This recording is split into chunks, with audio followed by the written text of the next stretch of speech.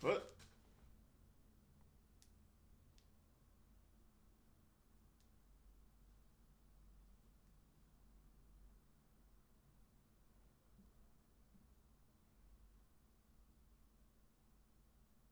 Oh, you're just gonna scroll on by without saying meowdy? Oh god, now I'm thinking about that fucking cat. the Oh, the incredibly sad looking cat. Damn, you got in here fast. Hi, Kurt. What's up? One sec. Well, I'm still here, and I can still hear all of you. Oh, that'd be fucked up if I could hear all of you, actually. I have nothing better to do ever. Same, that's why I do this. I hate you, you have become part of my daily routine. Your sweet, supple face. Oh, you think I'm supple? Oh, I just... Oh, it's delicious, though. Oh, I hate it. I love it, though. Oh. Oh, I hate it. What's the point? I don't know. I just like sugar. Here's something weird about me. I hate, I only like sugar-free versions of drinks. Coffee. Ooh, coffee. Coffee, baby. Coffee's also very good. I like the bitterness of coffee. But I don't drink like sugarful drinks ever. It was the only thing that we ever had in my house when I was a kid was the sugar-free version. So I've gotten so used to like that weird fake sugar taste, and I love that. But we never drank that much soda or that kind of shit, anyways. I've never been like a huge soda person. No, I've never tried being better. I won't try, and I will never try. Coffee is 95% milk and 5% sugar. Oh, Jesus. Oh, Christ alive. I couldn't imagine. I drink black coffee. I drink black coffee because my cock is huge. Did I close my door? Yeah, that's good. Here's a fun thing from this morning. There's probably like I'd say like an 85% chance that I'm going to die in a fire.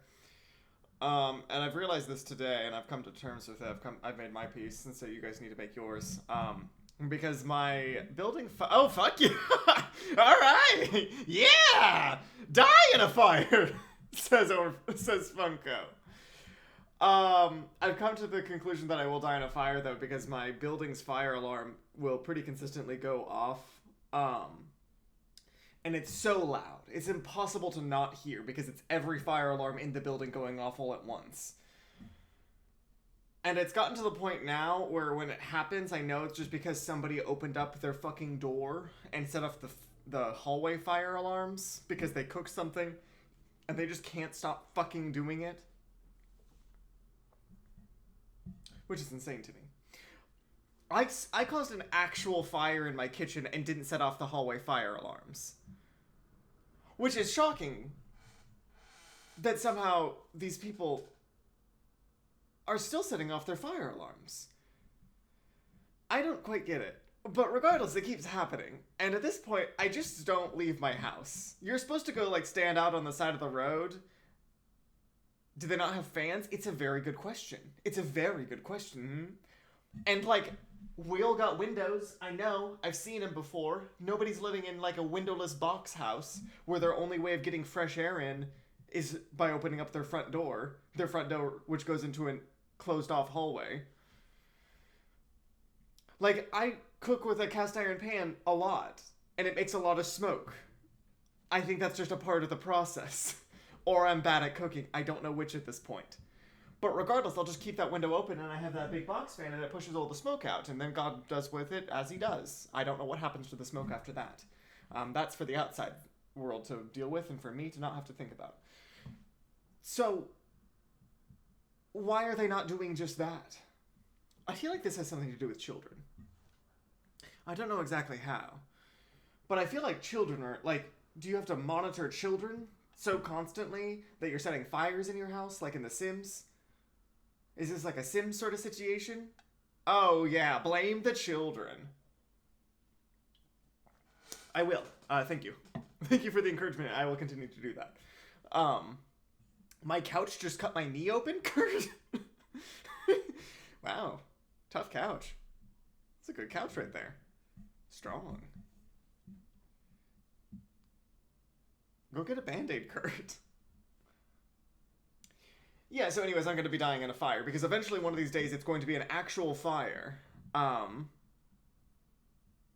Yeah, you have to hurt your couch now to assert dominance. Cut your couch open to assert dominance. I've had a sort of listless day. My Saturdays seem to always go with, like, me not really doing much at all. I got like a little bit of cleaning done. I finally have addressed the laundry pile, so it's no longer in a pile and it's just sort of sitting in the washer now, which is an improvement, I would say. I did some shopping. Well, no, that was a lie. I was about to say I did grocery shopping, and that's not really true. Damn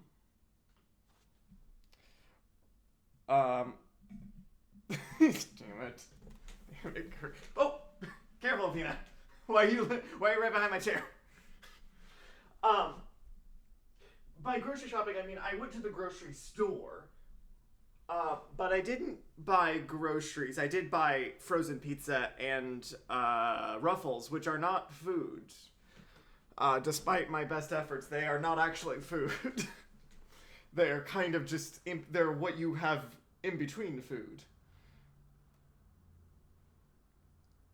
I feel so fucking bored, I'm just gonna work.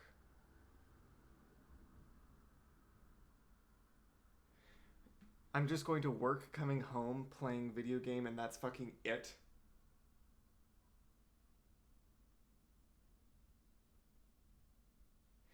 I've been feeling very kind of bored, and also very stressed as well. I feel like the quarantine well, it's not really quarantine anymore, has been really, yeah, somehow stressed and bored, and listless, which is a weird combination of things to feel. Usually you should only get 2 of those, and yet I have 3. Yeah, I had a sort of moment earlier today, which was sort of the culmination of me feeling bored and listless and also stressed, where I had gone to the grocery store, and when I purchased my pizza and also my Ruffles, you know, like how a human being eats, I also got like a box of 5 Hour Energies, just in like the big pack. Hey, I'm really insecure about my height, bro. I'm a 15-year-old boy and I'm 5'9". I really want to be over 6 foot. Can I grow more? Your thoughts. You're 5'9"? What? 5'9" is, well, a couple things. Sam. 1, 5'9" is not short by any stretch of the imagination. 5'9" is a perfectly normal height for any guy.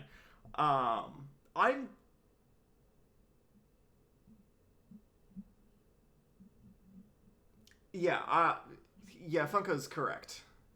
5'9" is good, in terms of height. I mean, it's not impossible that you would grow more. I mean, if you're 15, also, sweet Christ alive, I'm gonna pretend that you're, yeah. If you're 15, there's a decent chance you'll probably grow at least a bit more. You'd have to see a doctor to know for sure. I think they have like a way of checking your bones. Don't quote me on that, I'm not a doctor.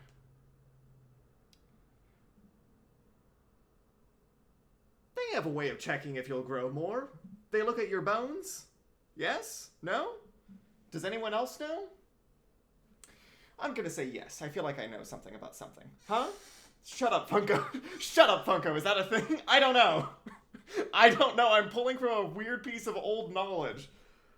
Because my sister had a really short boyfriend at one point in time, and they checked his, like, some kind of bone or something in... They checked something in him? Yeah, doctors say, your bones, hand them over, gonna throw them in the fire. Something like a bone age study. That does not seem like it's a thing. Growth plates! Growth plates. I'm not insane. You know, those growing bones you've got inside of you. I don't know what they are. Look, I'm 6'2". I never had to worry about that. Regardless, Sam, you're 15. You'll probably grow a bit more, but even if you don't, people put a lot of weird emphasis on height as a factor. Just a little humble brag. Yeah, people put a lot of emphasis on like height as like a factor for reasons like what is the worst case scenario if you don't grow any taller than 5'9"? When did I get to 6'2"? Like middle school? Oh, Riot Juice is a giant fucker. Okay.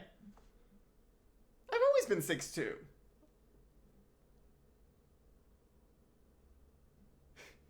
Don't you? No, I'm taller than you, Callie. We've done this before. I'm 5'11". What do you mean no? What do you mean no? I'm not taller than you. Am I? Hello? Hello? Hello? Oh God, hello? On my tippy toes, I'm 6 foot. Oh, that's cute. Oh, how cute. But I've been tall my whole life. That's cool.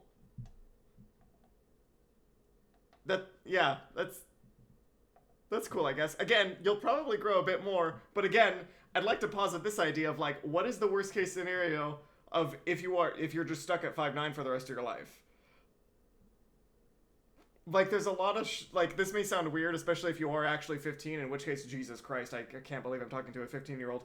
But there's a lot of shit that seems like it's exceptionally important, and then it gets very not important very quickly. Yeah, trust me, it's not gonna matter as soon as you have, like, a job or like any kind of like anything else going on in your life. I'm trying to make the NBA. I'm really good at basketball. I play basketball. That's cool. I don't know anything about basketball or how height has to do with that. Can anybody give me an assist? Can anyone give me a layup? An alley-oop? Is that something? Anything? Is that anything? Is that a basketball thing? Thank God that Dr. Luigi didn't have a fucking basketball section, because, or like a sports section at all in his trivia show, because we would have been fucked on that one. I play basketball. I'm athletic. NBA players' average height is 6'6". Really? Oh shit! Ooh shit! Ooh. I gotta start finding some NBA players.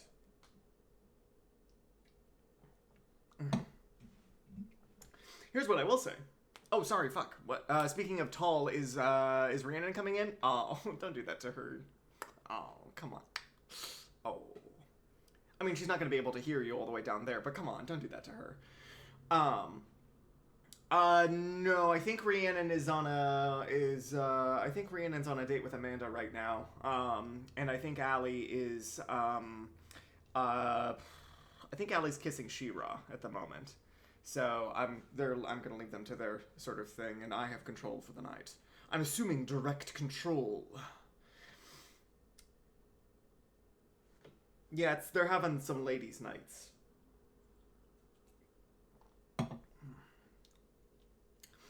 So if they're having ladies' nights, then it should be a boys' night tonight. It's the boys in tonight. Everyone's just gonna have a nice, fun little time. Boys, it's the boys' night. Boys are. I'm so baffled. You guys are like on the opposite ends of the world. Yeah, basically, there's a lot of ocean between us, literally speaking. Except for, well, not me and Allie. Me and Allie could hang out like. We live like 30 minutes away from each other, but we just never hang out in person because we suck. You come here flexing about your height, and then Allie and Rhiannon aren't even coming? Fuck women. But also, like, I can't say it, but like, you know what I'm thinking. Oh, that's fucked up. Oh, how do I move my neck like that? Well, it's Saturday. Saturdays are for the boy. What are you doing? I'm moving my neck in a very weird sort of way. Did you see that too? Did I ever get to a point before? With Sam's thing?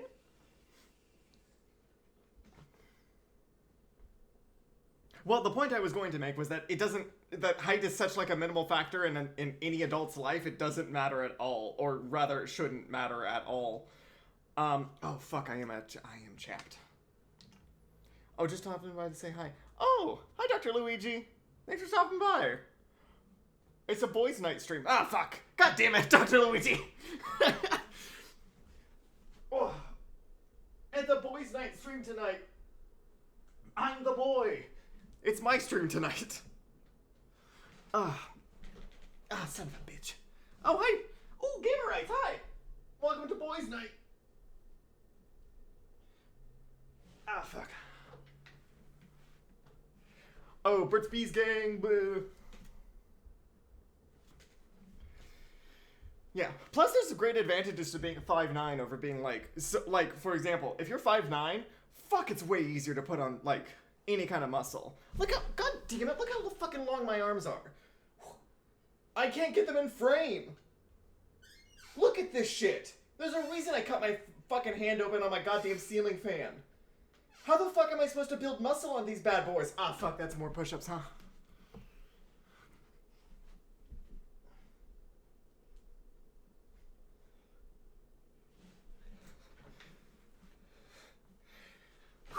This is why I can do...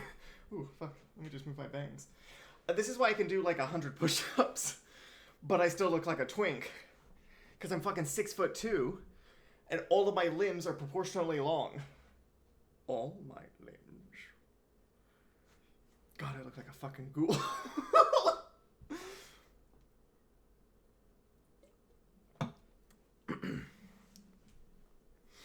Yeah, like when you see like bodybuilders and shit like that, you're like holy shit, they're so fucking like jacked. And it's like, well, yes, they are. They're like super jacked. They have to work super hard.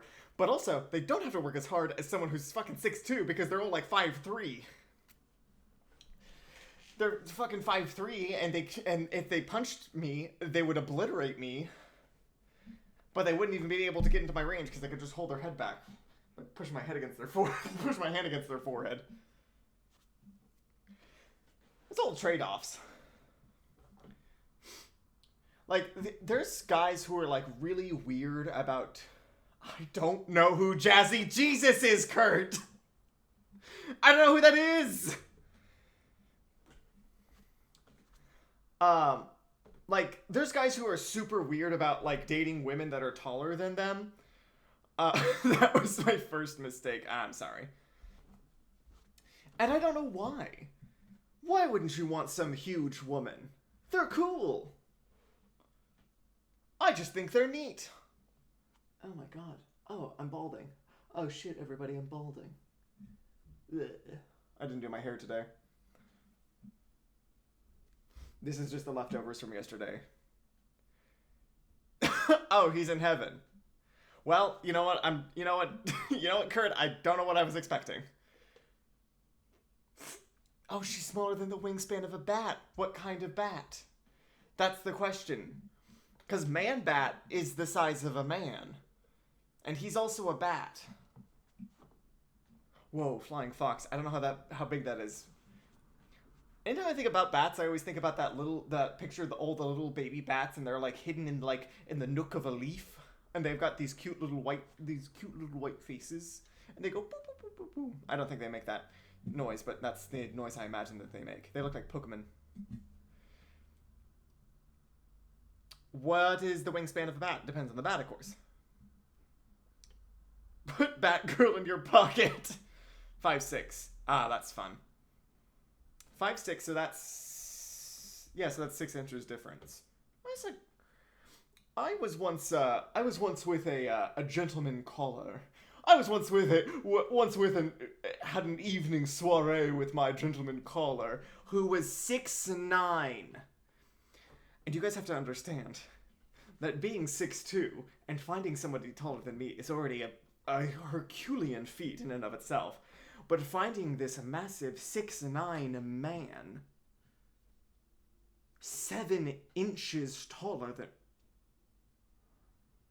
7 inches taller than me. Ridiculous. This was a ridiculous scenario, one that I had never prepared myself mentally for. I don't remember anything from that night.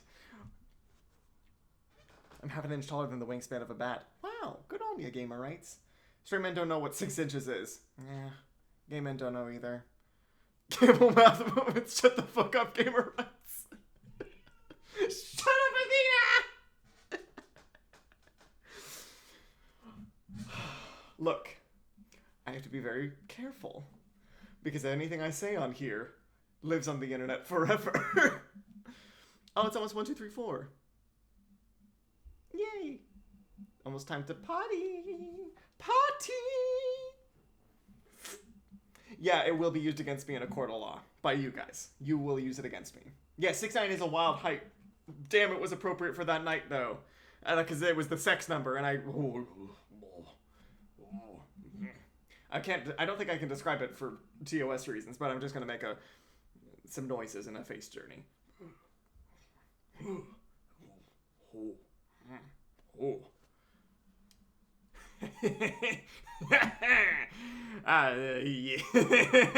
Look, if it wasn't so great, if it wasn't such a great number, Funko. Bird gagging noises. I'm trying to feed my young. Nah, not every stream. Yeah, not every stream can be the horny stream. This is not the horny stream. We're not even playing Bayonetta today. Oh, my story.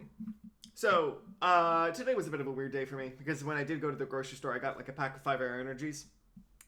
And when they sell them at the pack, in like the pack of 5 at the grocery store, they put them in like this little box, this little like security box, to stop people from stealing them. And the box is you have to have like a special key or something to open it.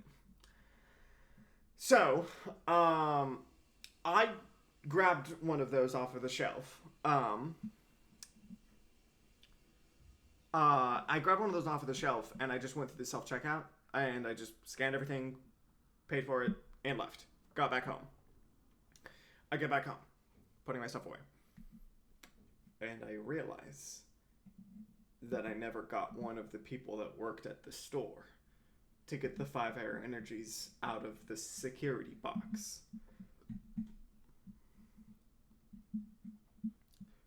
So, I have some options at this point. I can either do the smart thing. I can do... Oh, hi, Panda! I'm telling a terrible story about my day today. So I have several options at this point. Because my 5 Air Energies are locked away in the security box. and I need to get them out, because if I don't have them, I'll die. They're the magic potion that makes me alive. That, these things. Red Bull. So the thing that a normal person would do, of course, would be to just get in the car again, drive back to the QFC with your receipt and go, hey, I went to do the self-checkout and I forgot to pay for these. Can you unlock them for me? And they would go, oh, this receipt is from today, and I can see that he paid for them. It's fine. I'll just unlock them. It would take like a minute or so for them to find the key and then unlock them. I would be on my merry way. I'd be back home in 5 minutes with my unlocked box of 5 Air Energies, and I could just spend the rest of my day doing whatever it is I wanted to. That would be the regular response that a normal human being would do. Oh, thank you, Kurt, for putting in the Discord link. That would be what like a normal human being would do. Unfortunately, I have some kind of stupid disease. I have some kind of wasting disease of the mind. And so my first thought was, well, there's no way I'm leaving my house again. I've already come back in. I went out, and then I came back in, and I have to put a face mask back on and get into my car again. So there's no way I'm doing that, even though I live exactly 1 minute away from the QFC where I purchased these. But there's no way I'm getting back in the car again. And my brain went, well, it's only plastic. How difficult could it be to get it open?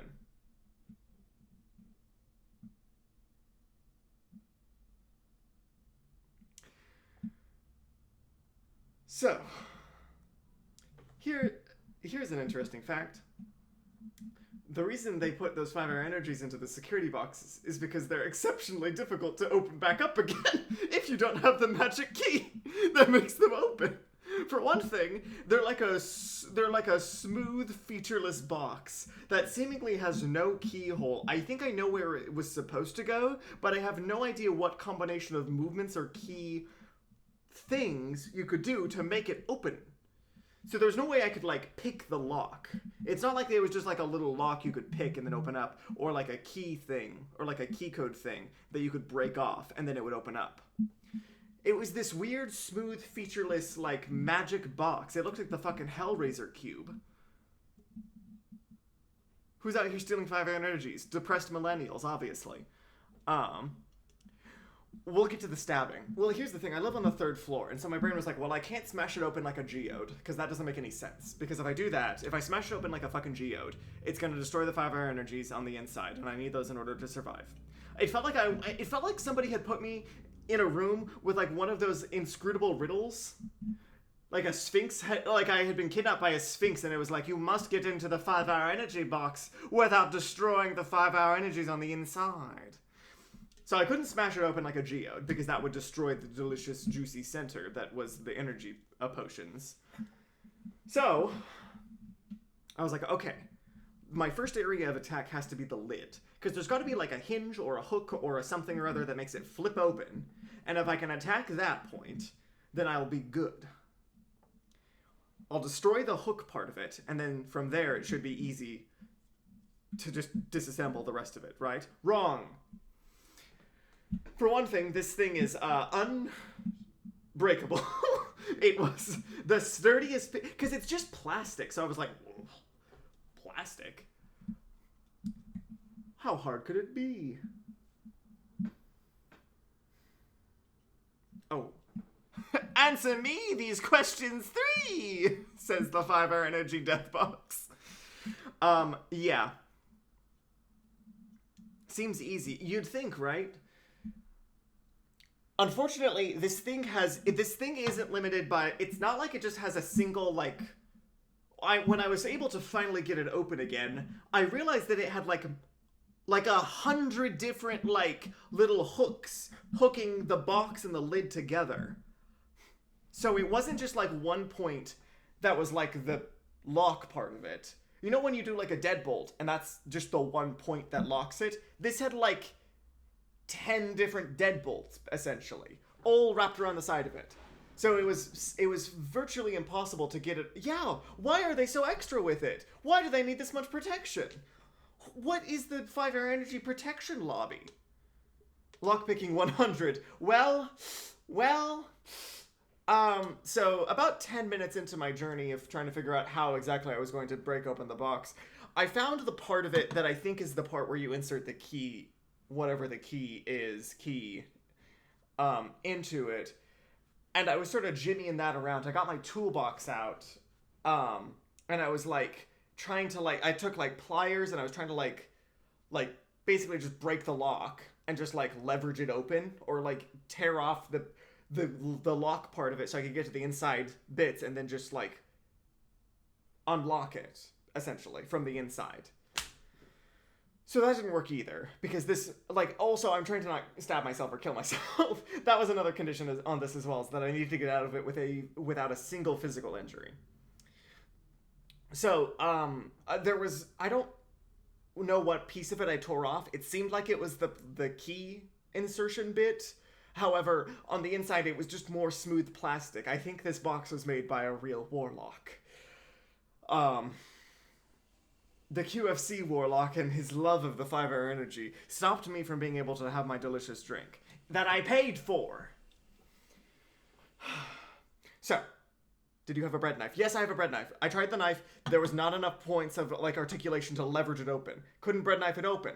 It didn't want to go. There wasn't enough space to even get like a bread knife in there. I had to tear and rip and like claw my way into this thing. And even then, I wasn't even close. So, Well, I would love to stab it. However, the plastic is incredibly thick, and also, if I stab it too hard, there's two things that are going to happen. Either A, I destroy the fire energies on the inside, ruining it. Dio. Jotaro. Or two, I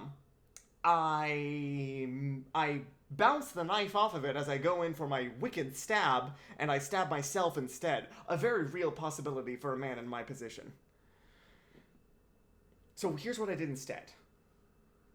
So around the lip of like where like the lid connects to the box, I thought this is the most vulnerable zone. This is the only place where I could really get any kind of point of leverage, I feel like. So I got nails out of my toolbox and a hammer. And I wrapped it up in like a little blanket so that the sound of me slamming a box with a hammer would be muffled ever so slightly for my neighbors. And so I'm very delicately at the very edge, at this vulnerable zone, nailing nails into the side of this security box so that I can get some leverage on it. My logic was the same logic that they used in... You know what? You're right, Callie. My neighbors aren't quiet. And I shouldn't give a shit about them. I use the same logic that Sokka uses in the episode of Avatar with the drill, where they take the vulnerable bits surrounding the drill and then cut through one of them, and then use the pressure of the then use the built-up pressure to make the drill explode.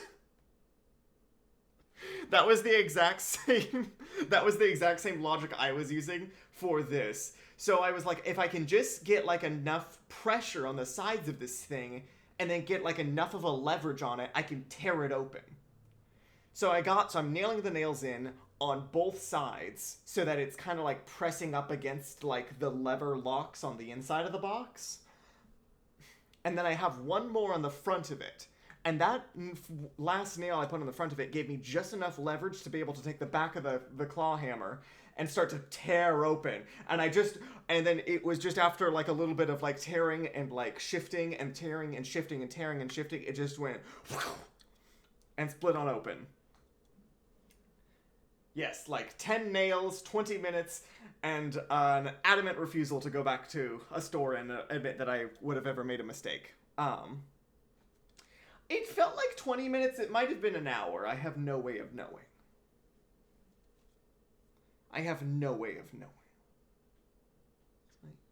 Oh, God. Oh, I'm mirrored. Pneumatic press time. Yeah, baby. But I didn't have to go back to a store. My pride is intact. And I have 5 energies. So really, I think I'm a winner all round. Do you sanitize your groceries? No. 20 to 60 minutes versus 5 minutes, huh? Shut up, Funko. I don't clean or sanitize my groceries. No. I mean, maybe if I was... maybe if I was buying, like, fresh stuff that I was planning on using, that would be different. Okay, I'm being paranoid then. Well, I mean, you're not gonna, like... I mean, as far as I understand, the capacity for any kind of, like, germs to live on, the surface of, like... Yeah, like, fruits, obviously, you have to wash them so that they don't, die. And so you don't die from their nasty souls. People be washing their meat, though, and that's not good. Don't wash your meat. If you have meat, you do not need to wash it. Hey, here's a public service announcement, everybody. Don't wash meat. Don't wash meat. I watched an Australian YouTuber. Don't wash your meat. Yes, all my cheesy kings out there, don't wash your meat. I'm so sorry, guys. Oh, I'm so fucking sorry, guys. I'm so fucking sorry. I can't believe I said that. Oh, I'm so fucking sorry. Don't wash your ground beef. Yeah, especially if you aren't going to immediately use it. Don't wash meat. That's fucking... That's not how that works. Water doesn't make things clean. Like, the reason you... That's not... Yeah, it's just not how it works. Like, that's not any... Oh, God. Ugh. Ugh. Ugh. If I drop my beef on the ground, can I wash that ground beef? Yes, but only with a power washer. I only pressure wash my ground beef so that it gets obliterated and gets compacted into my driveway. My neighbors hate it, but the neighborhood deer keep coming by and licking my driveway, and so they seem to like it. And I'm here for them.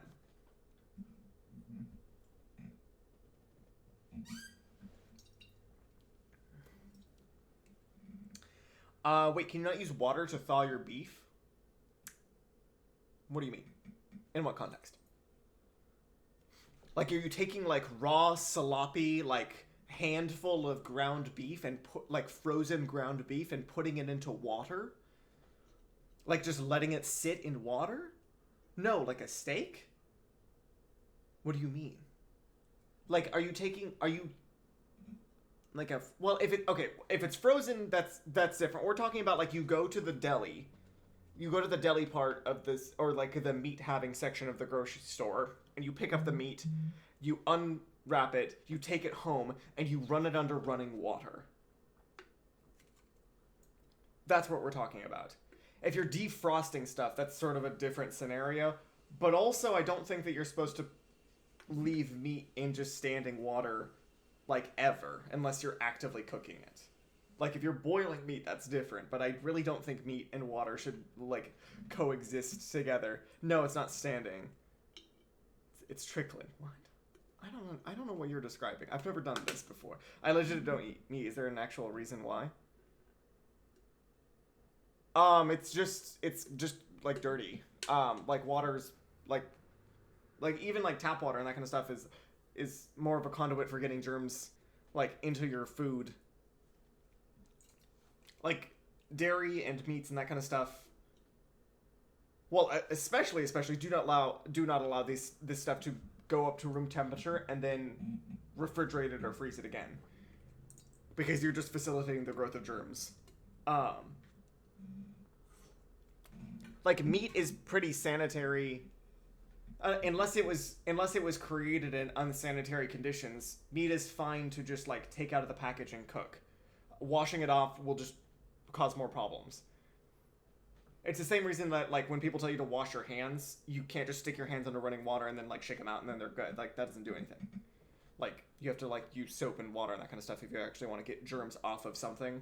The reason that you wash off like fruits and produce and that kind of stuff is because there's like stuff that's just sitting on the surface of produce that can cause problems if you don't wash it properly. But that's not how meat works. You put it in a plastic bag and then you put it in a bowl of water. Yeah, I know that. Yeah. And you also change it out every 30 minutes and have the water trickling. Yes, that's normal. That's normal. You shouldn't have just like meat like just out in the raw, as it were. Ah, fuck. Oh, god damn it, my fucking skin. Yeah, the delicious E. coli. Oh, 1 more minute till 1, 2, 3, 4. Yeah, do you just not eat, you just don't eat any meat, like, ever? I'm saying that like I'm confused about, like, what a vegetarian is.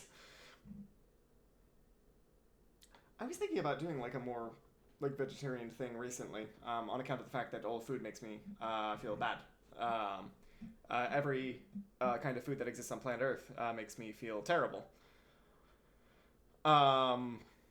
Ooh, I really want rice. I just thought about the idea of having rice, and I thought I was gonna. I think I might scream, because from the idea of eating rice. Oh, eggs and cheese are good.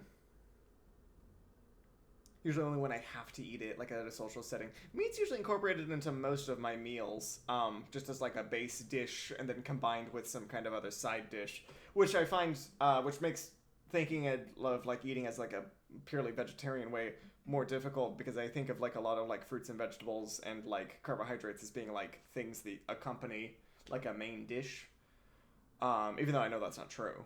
Like But I'm also weird. It makes me feel good about myself, you know? Sure, yeah. Whatever, whatever sucks your cock, dude. I don't know. Whatever floats your boat. I could never be vegan though, because that's just too limiting in terms of like what.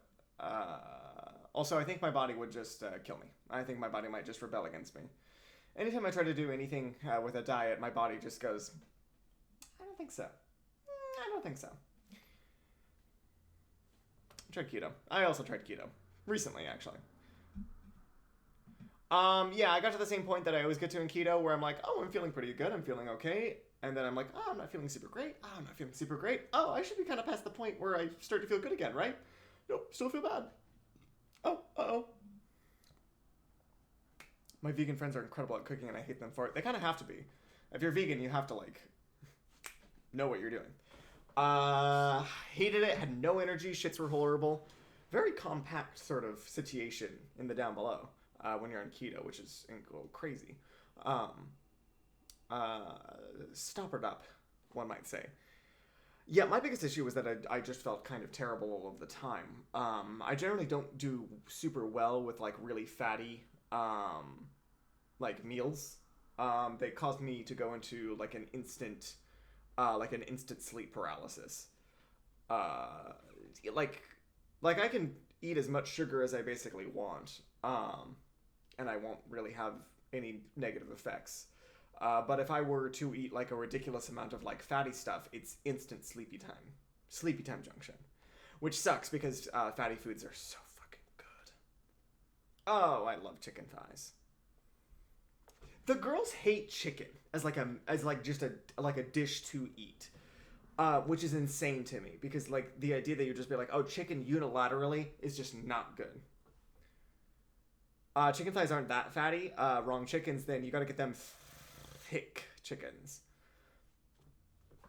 I do miss chicken though. You can do a lot. You can just do a lot with chicken is the thing, and it's so easy as well. I make a lot of dishes with chicken just because it's such an easy meat to cook with. Well, chicken breast is a little bit more. You have to actually like do something with it. Usually, like if you don't marinate chicken breast, even if you cook it really well, it's still just chicken breast, and it's kind of plain.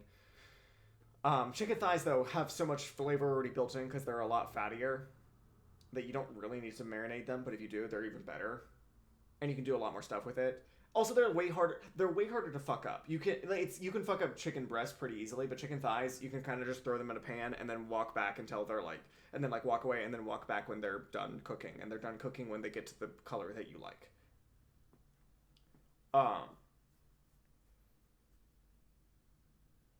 Yeah, that's not like always.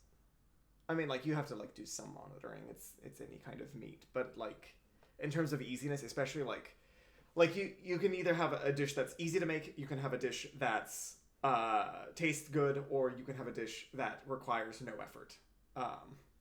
Wait, did I say that one twice?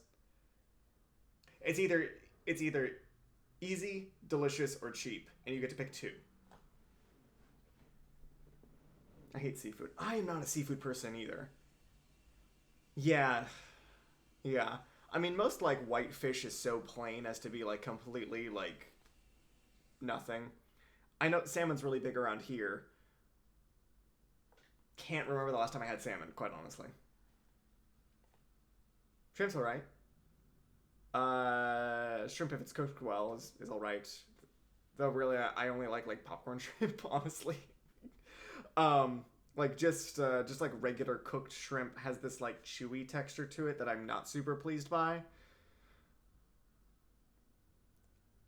So I don't get that. So I don't get the fishy smell. I mean, it's kind of unavoidable. Just like in seafood is super understandable. And like some there's obviously different scales when it comes to seafood as well. I feel like crab is pretty good. I've never had lobster, but I've heard good things about lobster as well. Like crab and lobster, both those are have like a very different kind of like taste to them, but they're pretty, well, they're certainly a lot different than other kinds of meats, and that makes them, like, enjoyable to people that eat a lot of meat, because it's at least something different that isn't like chicken or steak. However, like, I don't know. We never had a lot, and part of this is also we just never had a lot of seafood growing up. No, it isn't. The smell comes from the blood, which shouldn't be in the fish in the first place when farming them. Huh.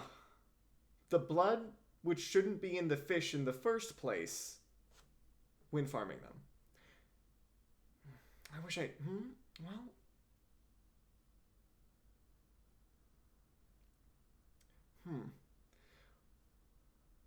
No, I'm getting... No, hold on, Funko. No, I'm getting it. No, I think I don't know a lot about fish harvesting practices. But from what you're describing, it sounds like at a certain point in time during the fish harvesting process, they shouldn't have any blood in them. Which would be a pretty whack thing if that was true of other animals as well. Like if somebody was like, oh, I can't stand the smell of chicken. You know that they haven't harvested it right because the chicken had its blood in it still. So basically they bleed out the fish in proper fishing places, but it's hard to do. Well, I can't imagine it's that difficult. You sort of just... Well, I don't know, actually, because I'm dumb as shit. I know that getting the blood out is a part of, like, any kind of butchery practice. It's very difficult. Really? Don't you sort of just open them up and then just let gravity do its thing?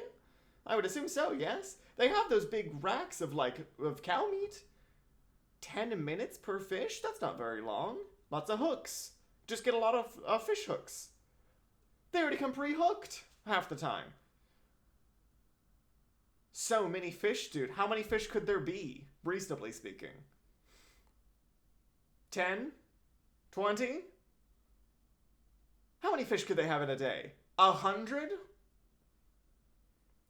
I could buy 100 coat racks. I could buy 100 coat racks. And if it's 10 minutes per fish, and I could just start slicing them open, this would take me 3 hours max, maybe. Have you seen how many people mass produce fish? Yeah, but I don't like eating fish, and I'm kind of a trendsetter, so like really, who's buying fish? So maximum they have like maybe 100 fish. I hire 2 people, and I tell them, here's some knives, here's some coat hooks, get these fish up there. It takes like a minute to slice open the fish, they hang it up on the coat rack, that takes like a minute, 10 minutes later, there's no more blood in it. In the fish, that is. So let's do the math here. If it takes like 11 minutes total to get all the blood out of a fish, and we have 100 fish and 2 people doing it, so it would take, so 11 minutes, so it just, divided by 2, because there's 2 people, and then divided by 6. So it'd be 550 minutes, divided by 60. Wow, 9 hours, huh? I felt like that should be less. But that's a whole workday, really. Well, no, actually it's not, though. Because it takes like a minute or 2 max. Because it's not like you do one fish at a time. If you were doing one fish at a time with 2 people, then that's how that math would work out. However, once you have the fish up on the fish rack, starting the bleeding out process, then you go on to the next fish. And then like 10 minutes pass, you've already done another 10 fish in that time. So it's a fraction of that time. That's maybe like an hour's worth of work with 2 people going at it. And that's $100 million right there, probably, if I knew any kind of fish math. That's the... I'm not going to try to pronounce that.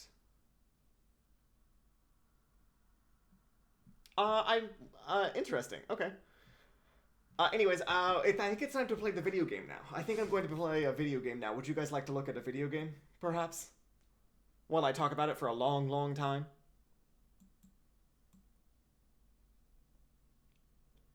I asked it like it was a question. It wasn't. I'm sorry, everybody. I'm sorry, everyone. Whoa, video game. Nah, keep it. Can you hear fish pun first?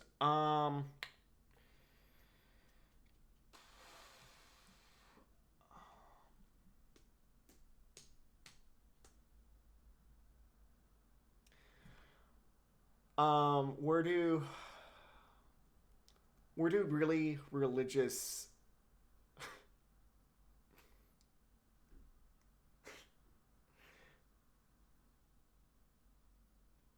what kind of building do like a really what kind of building do really religious clams live in?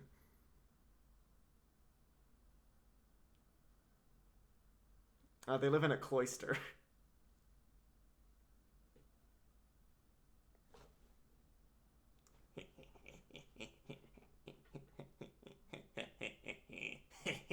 Okay, now we play a video game. Shut up! Shut up! I think it's exclamation point ban this guy.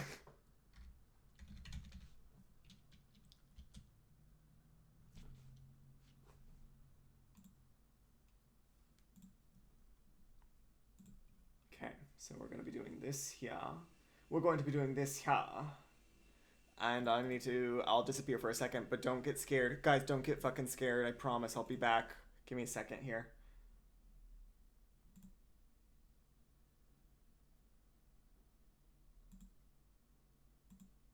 Oh, I said not to get scared. Oh, God, I said not to get scared. And I'm back. Hi, everyone. Is my camera fucked up? Nah, everything's good. Nah, everything's good. Okay, raise their hands. Who knows about Prince of Persia 2008? Raise the hands, everybody. What do you call a fish who's a salesperson? A salmon. A salmon. I don't know if I did the joke right. I'm sorry. Ooh, it's a reach. Yeah, it's a real reach, huh? Hi everyone, welcome to Prince of Persia 2008, a game that nobody remembers anymore, I think. I'm going to be talking about this game in depth a lot, because I like this game a lot, and I want to talk about... This is basically going to be like a 3-hour review of the game as I just play through it. And the story happens at you.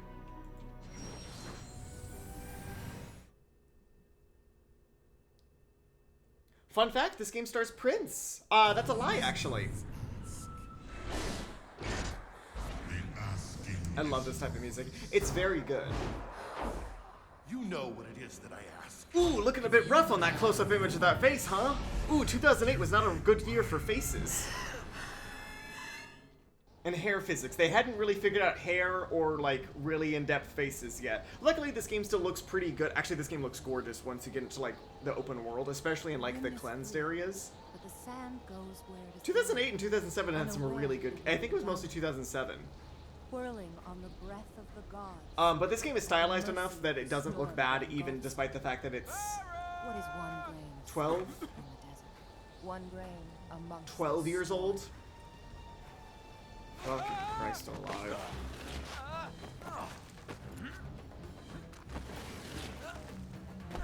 Oh, hi everyone. Also, welcome to Daddy. Was Okami in 2008? I don't know. I think Okami was like 2000... Yeah, like 2006. I was gonna say 2004. But 2006 makes more sense. Weirdly reminds me of Borderlands. It's got that sort of cel-shaded look. Fuck, we get it. Where is the skip cutscene button? Oh, hey, a woman. Hi.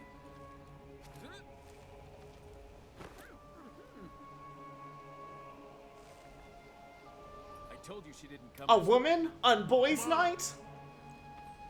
Damn, wait, no, guys, come back. Hey, at least tell me your name. Oh. Woo. And we in. Oh, we in it. Oh, we in it now, everybody. Why can't anime women run? You know what? She does. She runs better than a lot of anime women. Because her tits aren't flapping in the wind.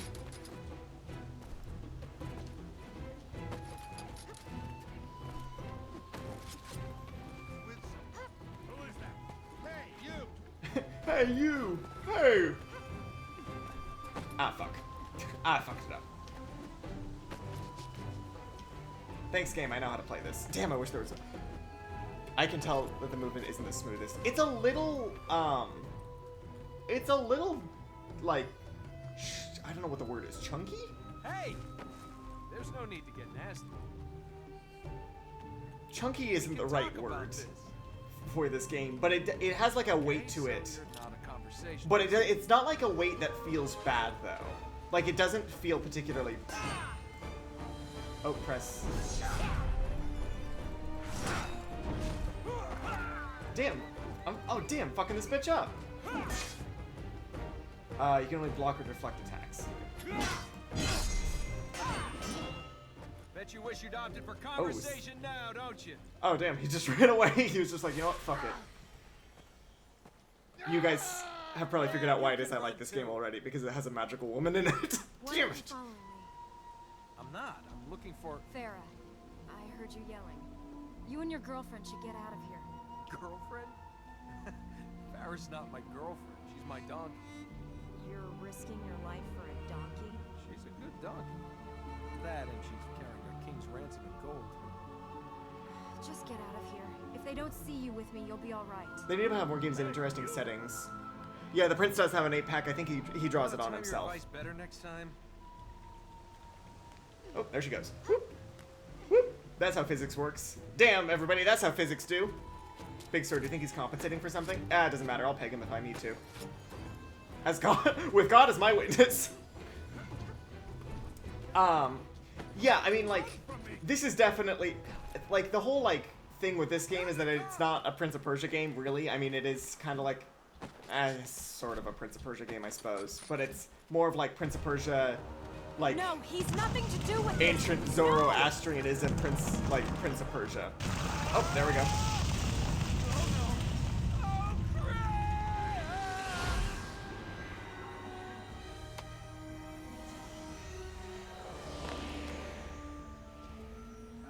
Ah, a woman having to do all the hard lifting. Got you. They're moving that way. We better get out of here. I swear every game had that 2-wall jumping thing at the time. Yeah, there's a lot of games that have that, like, Super Mario fucking, oh god, and these long sections of, like, I don't know whose idea was, like, in the gaming space to be like, Okay, fine. Keep what if we had a long period of time where the Please tell me character how to moved escape. slowly No, and it was just, like, plot I've got happening. to get to the temple. Damn, when's some man's gonna be picking me up in a bridal carrier and walking me around because I pass out from saving his life? Airbrushing his chest really before can put he me leaves the down house. now. Relatable. Yeah. Boy got mad hops. That's the whole thing with these games is the Release her! jumping. I have lost my donkey, fallen down a cliff, and had a rock dropped on me. I'm not in a good mood. Okay. Release her. It's her not hostage. Nathan Fillion, but I can't. What is this fucking guy's name? I'm thinking Nathan Fillion because of Nathan Drake, but that's not correct either. But it's by the guy who does Nathan Drake. I'm trying to think of this fucking dude's voice actor. It's he's in like every video game. Jack Sparrow, fucking wrong. Bad job, Funko. Nolan North. Yes, Nolan North. No. Ooh, yes. You go. I'll follow. Troy Baker? It's one of those two. I think it might be Troy Baker. One of those ones. They're the only two men that voice characters in video games. Seemingly. Troy Baker is the brother. Boy Traker says right, Juice. Boy Traker. Sam Drake? What? Here, we have her. Hey, stop there. Oh, you're talking about. Okay, no, I understand. I'm getting it. What is mouse previous? What is mouse previous? I'm just gonna hit R actually.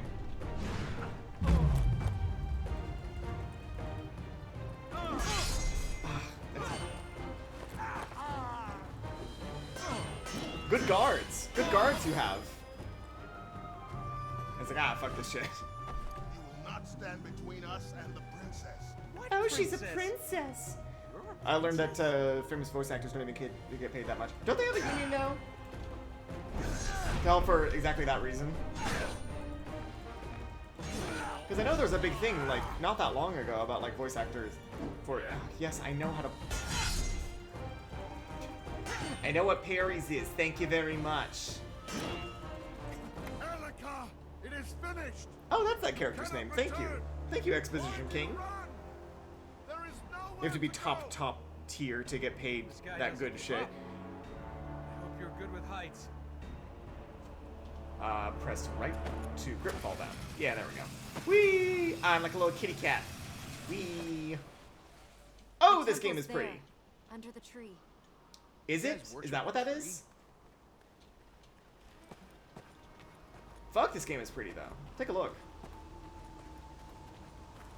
One thing I did like is that in this kind of like, this like base area, like you can see all of the different zones you'll visit. And they all have a slightly different aesthetic. 1, 2, 3, and 4. Rip to his nail beds. Rip to his nail beds. God, I'm... Ah, fuck. Ah, the prince's nail beds. God, I miss him. The wrap on his head is hiding his cat ears. He's a cat boy. He's been a cat boy the whole time, actually, though. That's the secret that they hide it till they hide till the end of the game. Spoiler alert, everybody. He's been a cat boy the whole time.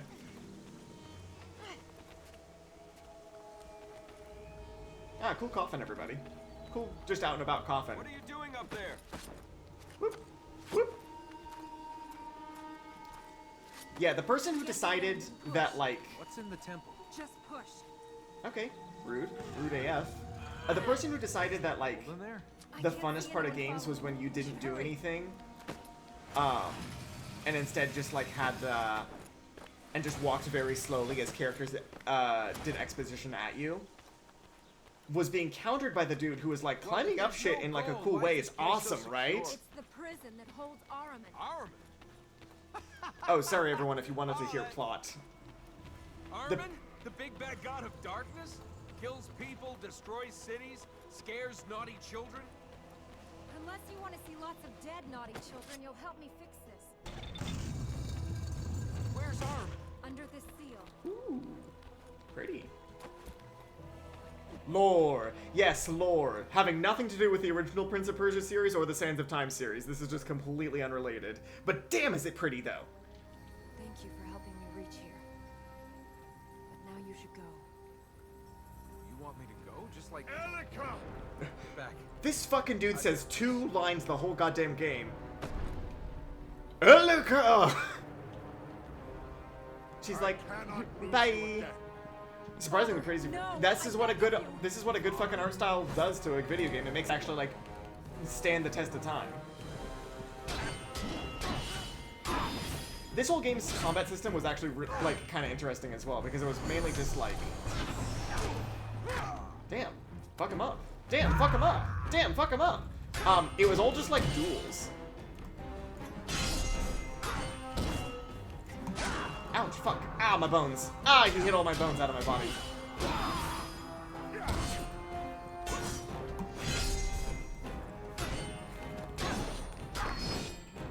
Wah. Hey, there we go. No! Father, no! Yeah, the hair's a bit... Oh, uh-oh.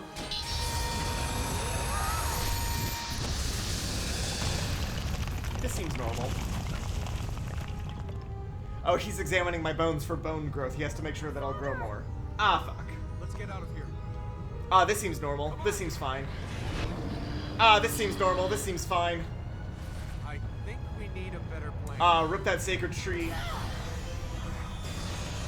One thing I will say about this game is that Elika's fighting powers doesn't seem like she's ever doing, like, anything. Like, they're very effective, but, like, she's kind of just bashing her whole fucking body into them, which is pretty hilarious.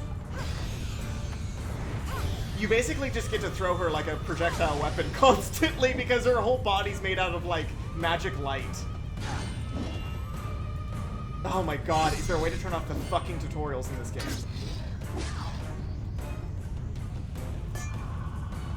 Elika, throw your body at him, please! Ouch, fuck.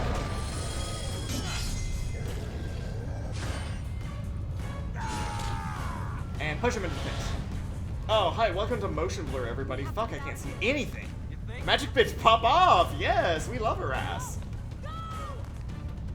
I don't think we really need the yelling, you know? Like, I think the prince could discern from context clues that this was not, like, a super cool thing that was happening right now, you know?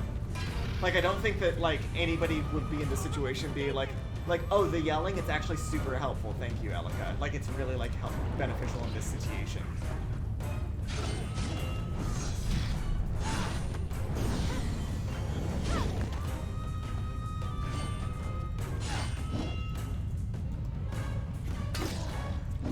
Oh my god, I get it. If I get hit, it makes me do a hurting animation.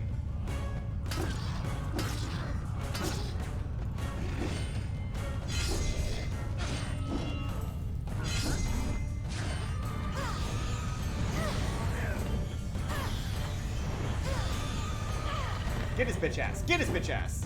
Oh, and he exploded. Good on him. Ah, good on him for exploding when I needed him to. Prince is stressed out enough. Yeah, he seems like he's got a lot on his plate very suddenly. Like, a lot of shit has happened in, like, the past, like, 10 minutes. He was seemingly just some random douchebag, and now he has to deal with all of this. And I'm just some random douchebag, and there's no way I could deal with all of this shit happening at me.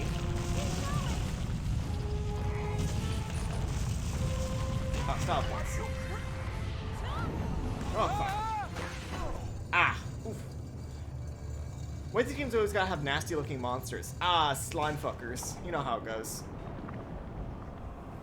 I wish they would make a I wish they would make a battle royale of this game. Fuck off, Funko. One thing I do like in this game is that Ahriman's voice is voiced by like 2 different people.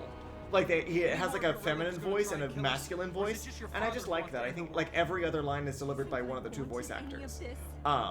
Wait, you aren't playing Destiny? It's Destiny-esque. There's the battle between light and darkness. He can't have escaped yet. Yeah, it gives Ahriman the feeling of being like this like actual like deity. There's always like an effort to humanize a deity, and give them like qualities we associate with humanity, like gender and that kind of stuff. This land was built to keep Ahriman here. These areas. Hey, welcome to the map screen, everybody. So that the idea that you would give them like both a masculine and a feminine voice, because it's not a human. It's an entity of pure evil. It's neat. I just like it. I'd have had wine, women. I'd have had carpets this thick. Now I'm stuck with an angry god and a crazy woman. Me talking about my werewolf boyfriend. This thick. What these things do we need to do whatever to? Oh, hi, Splatville. We're playing Prince of Persia. Not Sands of Time because that game sucks dick. Prince of Persia Sands of Time sucks ass. We'll have to get to these 4, and we can see what's happening. Marge Simpson voice. I just think it's neat. If I ever find that donkey. Carpet's this thick. This thick. This trope of like the oh. Welcome to the map tutorial. Do you need to know how maps work? You fucking nerd? You fucking nerd-ass loser? You think you're a fucking cartographer? Go fuck yourself. We get it. This game looks cool. It is cool. I think that the whole trope of like a very competent woman character and then like a snarky man is at this point in time pretty played out. But at the time maybe didn't feel as like you know, annoying. Games really did explain everything in the 2000s. Yeah, like, did they really need to tutorialize this? Oh, fuck. Oh, we're going that way. We're going that way, folks. Oh, you want to explore the world in a naturalistic and, you know, like, interesting way? Hey, go fuck yourself! Hey, go fuck yourself! Elika, throw me through the air! Wait. Oh, cutscene, everybody. Oh, it's her vertigo.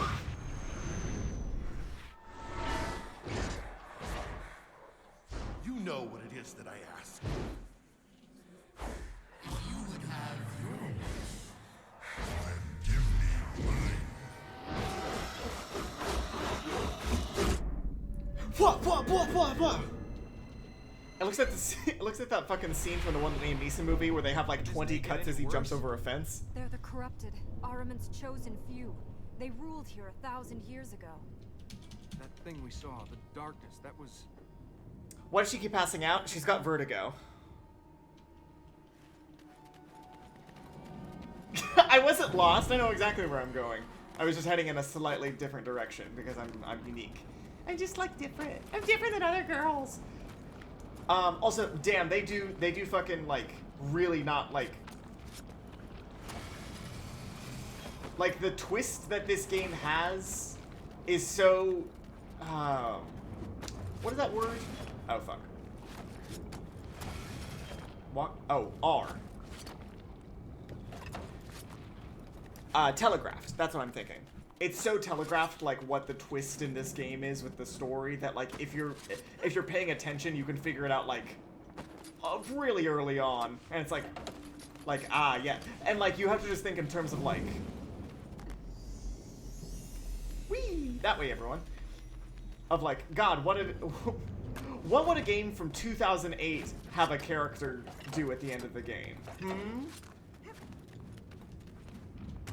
One of the things about this game, though, is that just, like, navigating the world, even though they are on these set, like, parkour paths, is so much fucking fun, because the animations are so much fun. And, like, it's pretty mindless as well. Like, you don't have to think super hard about it, which does not make it a lot of a challenge. That came out weird. That came out sounding weird.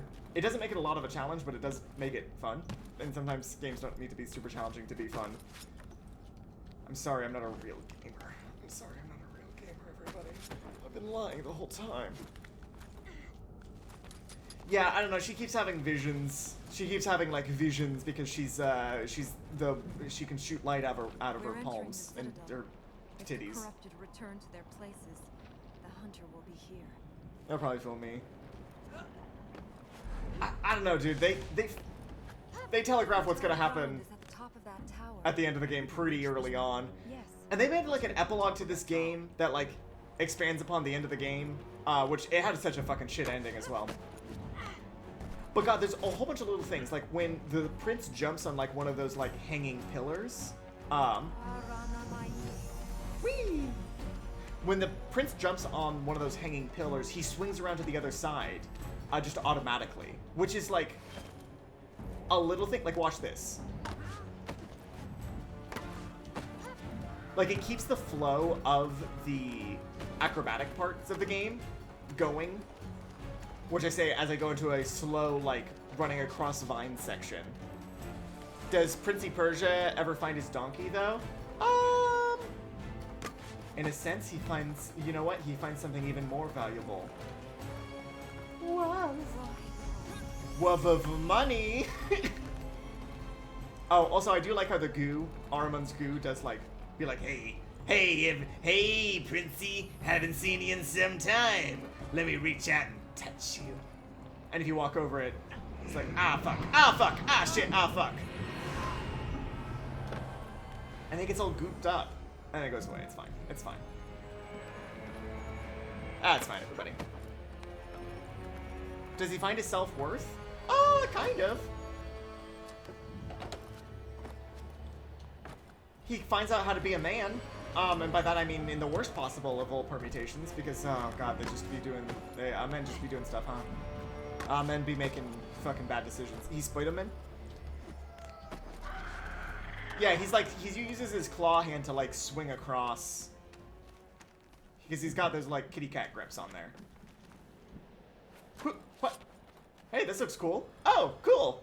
Oh, it's Edward Scissorhands.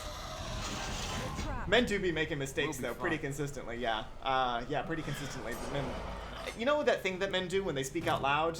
I know it's boys, not everybody, but you know how men be speaking out. Ah, fuck. Ouch. Owie.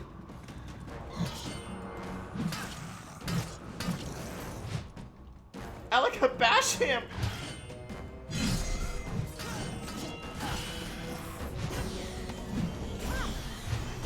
Yeah, there we go, Alika, bash his ass. Ouch, fuck, I thought that was a parry. Whee! Let me throw my girlfriend into you. Ouch, fuck. Ah! Right, come on. Get your shit together, idiot, is what she should be saying. Ow, my fucking god, I suck. Now.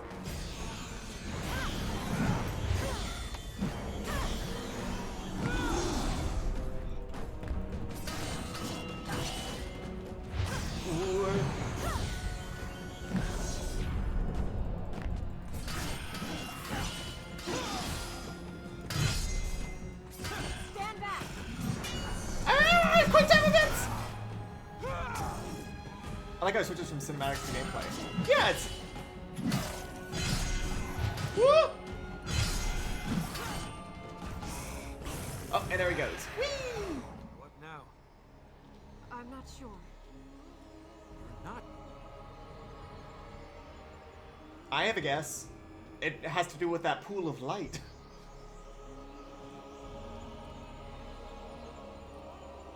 I don't know which button. Oh, I know what button I have to mash. There's gonna be a button mashing everybody. I think if I...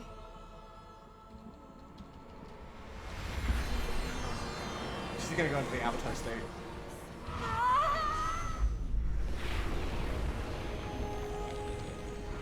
And then you make it all pretty.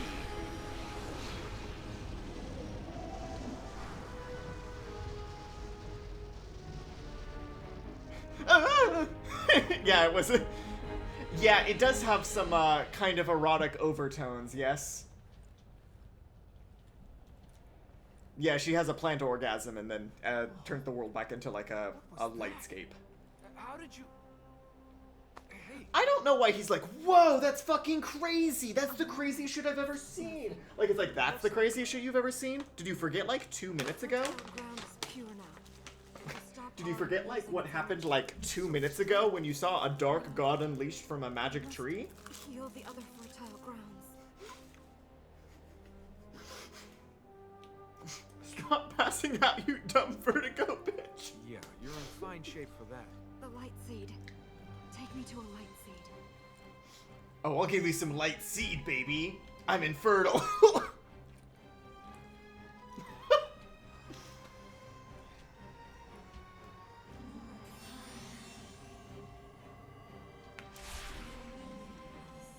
Iron deficient. Yeah, happens to the best of us.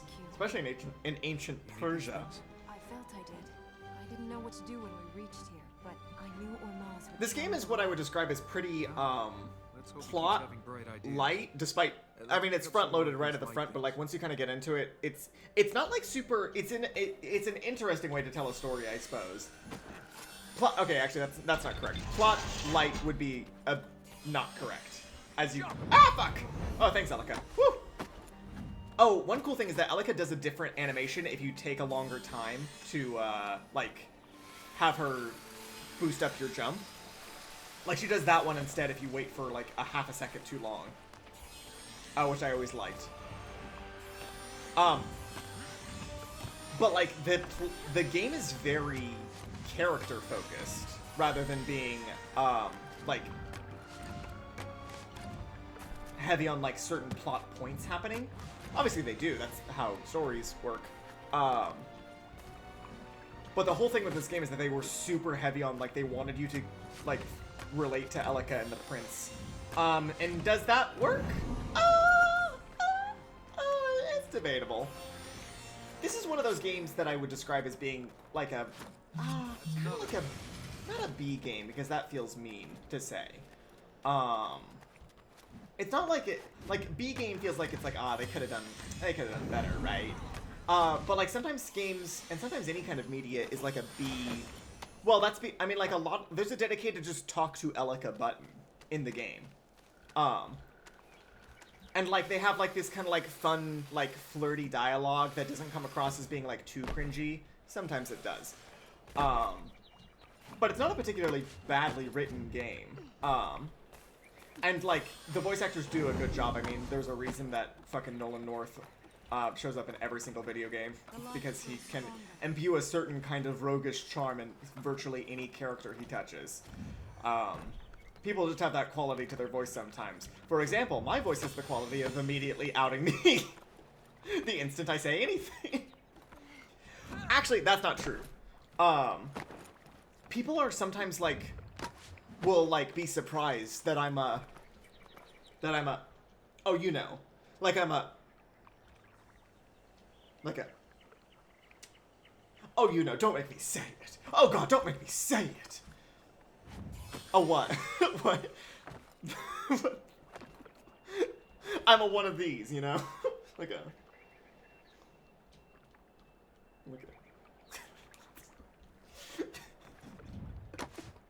What does that... Like a... Oh, you know... Like a... Oh, you know... Oh, don't make... Oh, fuck, don't make me say it.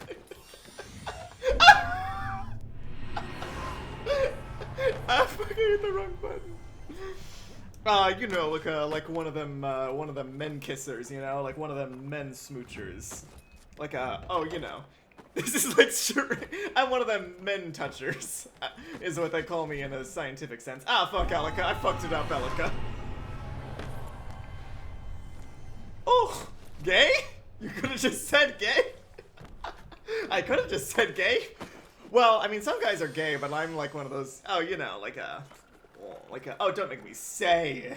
Oh, God, don't make me say it. I thought you were saying it like a donkey, like Pharaoh. This way. I mean, I'm an ass, but, you know. Oh, yeah, this is the second component of this game. So you go into, like, the dark areas, and the dark areas are all nasty and fucked up. Once you're done in, like, the dark areas, then you go into the light versions of them, and the light versions are not fucked up. You give off theater kid vibes. You take that back right fucking now. You take that fucking back. Let's see. The Sun Temple. A place to watch the dawn rise. To Oh, celebrate cute. the ending of the night. It now lies swallowed by darkness. And it is not... Where should we go now? That way, everybody. Oh my God, this game is fucking pretty, though. It looks like it's got that, I don't know what to call it. It gives me, like, Breath of the Wild feels sometimes. But, like, before Breath of the Wild existed. But not like Zelda, just, like, something with the aesthetic very much reminds... It's something like, there's always, like, a ruined civilization in a fucking... Zelda games, and specifically in Breath of the Wild, that's like a big part of this. And this is what that feels like. This kind of like barren land.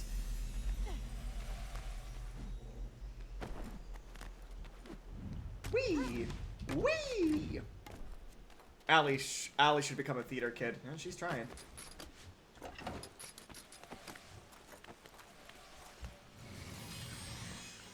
Yeah, so the second part of, like, any gameplay zone is that then you go around in the light version of it and collect up light seeds so that then you can unlock more. Oh, damn, I wonder where the magic ran out. I like that the goop is only in, like, some places, but, like, it just fucks up stuff and like, it makes the rocks evil, too. Like, Ahriman's like, rocks, huh? But what if I made rocks evil? What if I made rocks purple and evil as well? Like, why is that always the goal of bad guys, is to just make, like, everything, like, goopy and gross and evil?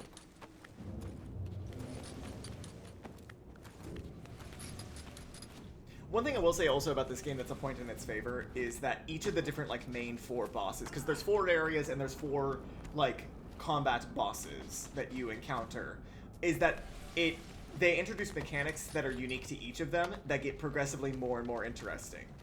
For example, like the guy we're about to encounter has like a ticking clock aspect where like there'll be like the area will start to flood with Ahriman's dark goop. Oh, Ahriman's dark goop. Ew, yuck. Like Cuphead. What? Like Cuphead? Oh, I suppose so. Oh, Cuphead is... Ooh, Cuphead? I have not played, but it sounds fun. Cuphead is co-op, isn't it? Ooh. Ooh, says me. Ooh, I just thought an idea, everybody. Can you imagine what it is? Probably. There we go. This away, everybody. The fertile ground is up on that... You haven't played Cuphead? I've never played Cuphead before. I should make one of the girls play that with me. Let's find out. But yeah, so they continually improve on those. Like add new challenges that like yeah. See, like the goop is rising, and this is like a thing only for the We alchemist. just lost our way out of here. If we can't keep above the corruption, we'll lose more than that. I will. You are fine, Elika. Elika, you'll be fine. Don't worry, because you're made out of like magic godlight or whatever. Thank you. I know how to jump. I figured that out. Game. I figured that out at this point in time. I didn't know it was co-op though. It is. Yeah, because you can play as Cuphead or Mugman. Yeah, so like the alchemist has this like constantly rising flood, and they introduce more mechanics and like make it more difficult as time goes on, which is just good game design. And then like there's another character who I think is the courtesan or something like that. And her main mechanic is that she has the worst puzzles in the game. Gravity ever killed anyone? She has the worst fucking puzzles in this goddamn game. They have one of those like you have to like move the liquid through like different gateways puzzles that I fucking hate in video games. Those ones and like oh god, how do I describe this kind of puzzle? It's like the kind of puzzle where you flip a lever and it like unlocks like a gate or something like that. We need to reach him, to stop him. Hey, step away from there. But like if you flip one down, it like flips the other ones There you up, go. and you have to get them all down, you know? And like you flip the third one and the first and the second one go up, and it's just like, it's one of those puzzles. I fucking hate those, because I never learned how to do them. Oh, hey, shake it, shake it, shake it. Hey, shake it, shake it, shake it, shake it, shake it. Shake it, shake it, shake it, shake it, shake it. Ah, fuck.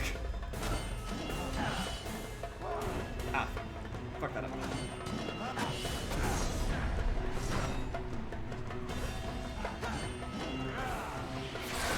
Ah, fuck! He's got like a little wizard, huh? It feels like there's no pattern, right? Oh, fuck, he's fucking me up. Ah, fuck, he's fucking me up. Ouchie! Little dickhead. Yeah, I was never good at those puzzles.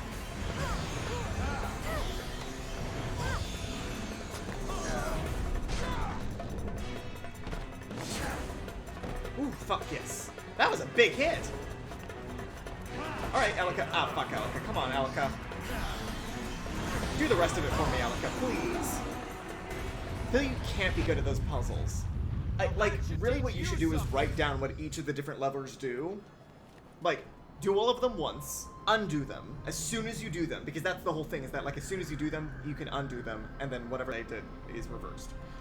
If you just go through and write down what each of them do, it should be easier after that point, and I never fucking do that. Oh, one thing about this part of the game is that also you can just stop hitting E repeatedly, so like she gets partway through and she's just like, actually no. No, actually. Maybe I'll heal the fertile land, or maybe I won't actually.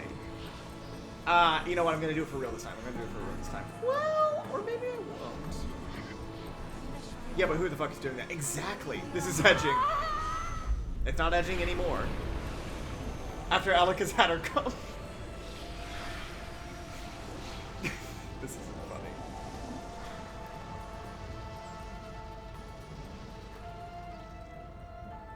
Hey everyone, welcome back to Color. The world's pretty again. Corruption is gone. Looks like we have a way out of here. Yeah, the music is good, the voice acting good, the plot's a bit stale, I'd say. The combat's weird, and like the game isn't super difficult. It doesn't have like a ton of like stakes. Where's his donkey though? Where is his donkey though? That's the question. It's what the people have been asking. Where is his donkey? Plot's just basically, I mean, it's literally a plot about a prince and a princess fighting against a dark god. That's about as generic as it gets, baby. But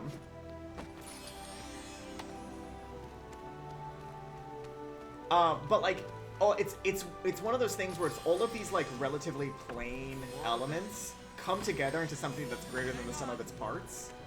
Like, none of this should be as fun or interesting as it is, and yet somehow, just by combination of everything all together, it turns into something that's actually worth playing. Which is... it's certainly a point in its favor. I like that Erica isn't completely useless. That's always good. Yeah, I mean, like, she has, like she's the... like, the prince literally wouldn't be able to do half the shit he does without, without Erica. Erica. Oh, just a reminder, though, that this is a game by Ubisoft, and Ubisoft fucking sucks shit. In case you didn't realize, Ubisoft fucking, rips a fat one. Just a quick reminder, so if you are thinking about, playing this game, be sure to steal it. How does Ubisoft suck? Oh, there's just a lot of stuff that's been coming out recently about Ubisoft, specifically when it comes to, like,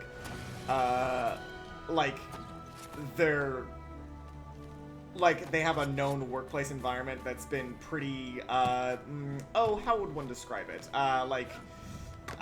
Simultaneously, like, disgustingly misogynistic and also, like a terrible environment to, like, work in, on multiple different fronts. That's been, like, a known problem in multiple different versions of their studio for a long time now, and their CEO has known about this and done nothing, along with other high-up executives. And the frequency with which, like, news stories are coming out about, like, how much shit Ubisoft sucks is just astounding, quite honestly. Are we gonna have to cancel an entire fucking company? You should be canceling every company, because they don't care about you, and they all suck shit. Don't mean to say some radical shit out here. But companies don't care about you, and you should never trust them, and never, you should only give them money in the most grievous of circumstances.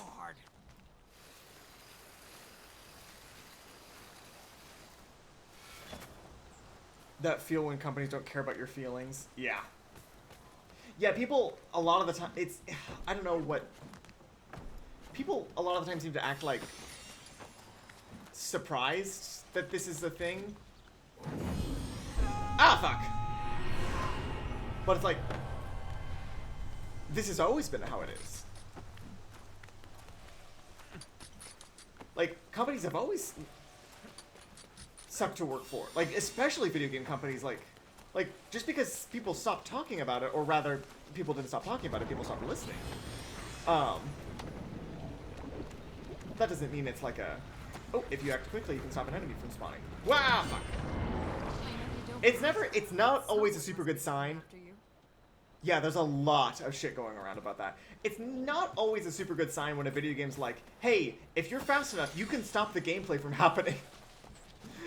Only you can prevent this, though. Oh, I have to choose a new destination. Where the fuck am I going?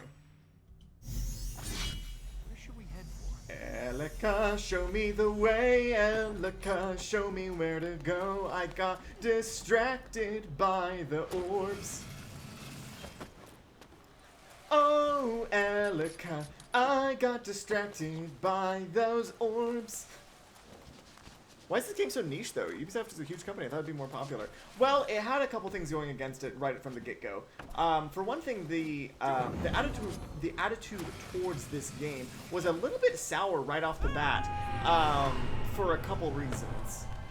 The biggest one that was a knock against it was that it was a Prince of Persia game that had absolutely nothing to do with the Prince of Persia Sands of Time trilogy, which was a beloved trilogy of games that kind of suck, actually, that nobody wants to talk about besides me, because I'm so fucking brave. Because I'm so fucking brave, they might as well call me Mel Gibson's Braveheart. Don't call me Mel Gibson's Braveheart, actually. I just remembered Mel Gibson. Was he in Braveheart, or am I making that up? Who can never be sure about these sorts of things? Anyways, the point I'm trying to make is that there was a lot of people who had a lot of fond memories about. It's the same thing with Banjo-Kazooie Nuts and Bolts. No, I think he was. He might have been the Braveheart. Whew. Oh, fucking parkour, bitches. Yeah, he, it's the same thing with Banjo-Kazooie Nuts and Bolts, where they're like, we're making a new Prince of Persia game, and you're gonna love it, everybody. And they're like, fuck yes, we love our prince, we love Farah, the actual princess, not the donkey in this game, because she was a real character in the last one. And then they're like, it has absolutely nothing to do with Prince of Persia Sands of Time, and it's a completely unrelated story and universe and characters and gameplay, besides the fact that you run around on walls sometimes. That's a thing that happens in this game. And they were like, alright, cool. So where can we go to sharpen our pitchforks so that we can stab you and kill you, Ubisoft? Yeah, same thing that they do every single time, where the merit of the game itself is being judged more harshly because people were like expecting a sequel to a game they already liked, and that's not what this is. This is like a reimagining of the entire series that just happens to share the name. And it's way fucking cooler than Sands of Time. Sands of Time is terrible to control. The gameplay fucking sucks. They basically took the gameplay of Prince of Persia Sands of Time in this, and then in this one what they did is they did what they should have done in the original games, which was basically just make it into like a dueling game, which is what the gameplay in Sands of Time felt like it should have been and wasn't. You had to fight multiple enemies all the time, and it was fucking boring. And when it wasn't boring, it was frustrating. And when it wasn't frustrating, it was buggy, and then frustrating. It's part of the royal palace. You lived here? Just you and your father? Most of the people who remained lived here. First the Vale was abandoned. The citadel fell into decay. Then the city emptied. Only the palace remained. Spooky place for only a few people. It's not ghosts. Oh, I've been wanting to play Shadow of the Colossus recently. That's one of those games that holds up really well. It's such a focused vision for what they wanted the game to be, and so well executed in basically every aspect, and that like they didn't fuck it up. They did not fuck it up at all. And now that they have a remaster of it too, there's like they have like a remaster in like different versions of the game. Oh, chugging a little bit, huh, game? Uh-oh.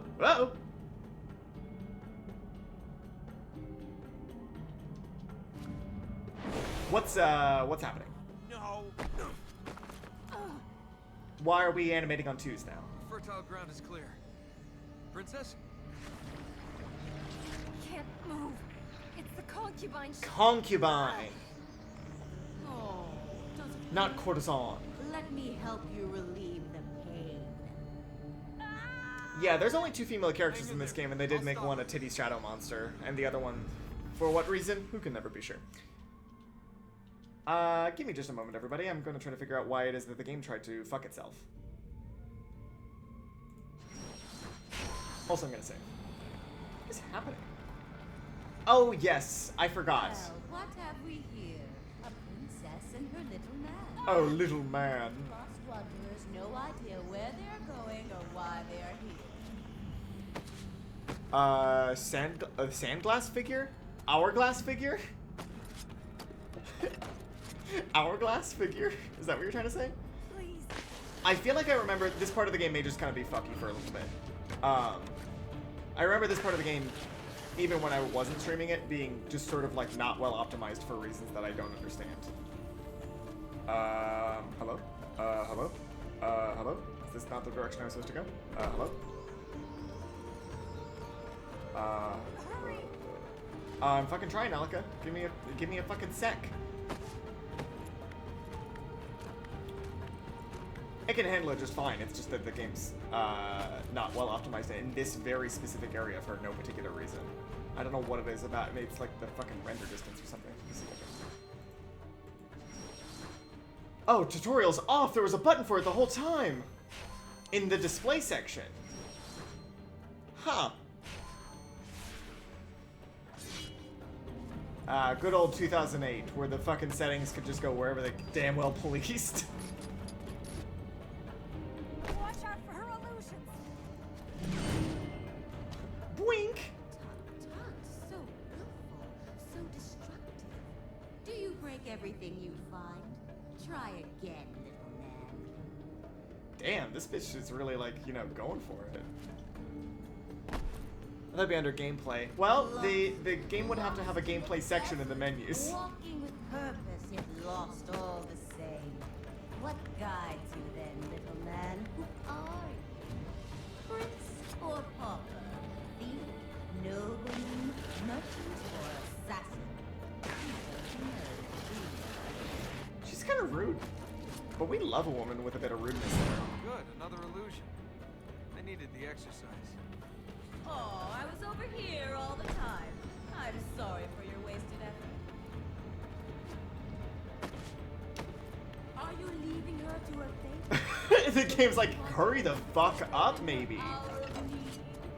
It's like, I'd love to video game, but you've taken away the magic woman that makes me run faster and do stuff cooler. Everything may be. And also, you've made it. You've taken away the woman that makes all my frames happen. Oh, she's gone. Oh, she's back. Oh, she is a cougar, though, huh? That's the thing with life. It's so confusing. You think you know where you are, then Damn, she's kind of a baddie, though, huh? I don't want to be the one to say it, but damn, she's kind of a baddie. you crave. Holy shit! Shut the fuck up. Now, was that directed towards me, or was that directed towards her?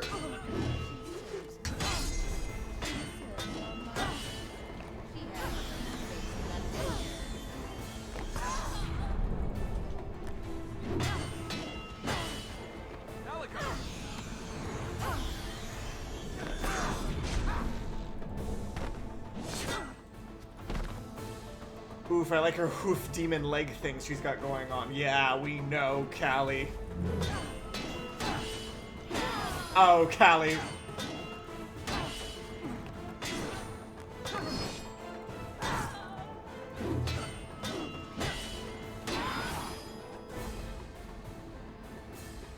Alright, we fucking defeated her. Let's clear the fertile ground and let's go somewhere else because this... Do you think she'd be into pegging? Please tell me there's a way to get rid of her permanently. Well, I mean, she's a concubine, so she's into, like, whatever... Oh, wait, hold on. Are concubines Beyond the Black also Gate. prostitutes?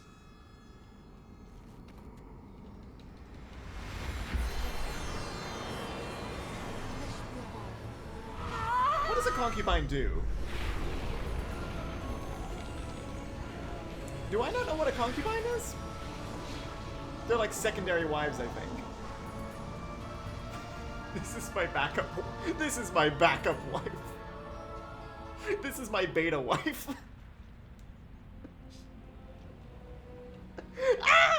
Fucking gay people have ruined me. There's something so funny about a man asking a woman who's like panting on the ground, "Oh, can you stand?" I'm a concubine. She's not dead. I can dream. Thought that's what stages were for. If you don't dream, I like you'll Elika's never be pants, more than honestly, you are. and her fun shirt too. And if I you wear never that. Wake up, dreaming's all you'll ever do. Oh fuck, I love it when you guys wax philosophical. And I also love it when Elika's necklace kind of clips into her chest a little bit. That's fun. That's a fun little thing of hers. Now's the part of the game where I try to remember if they have fast travel. Yes, they do. Whoop. Back to the temple. Are you sure it's a good Elika's idea? hot as fuck, for real, yeah. Oh, one thing I will say about this game, especially in 2008, damn, still lagging a little bit, huh?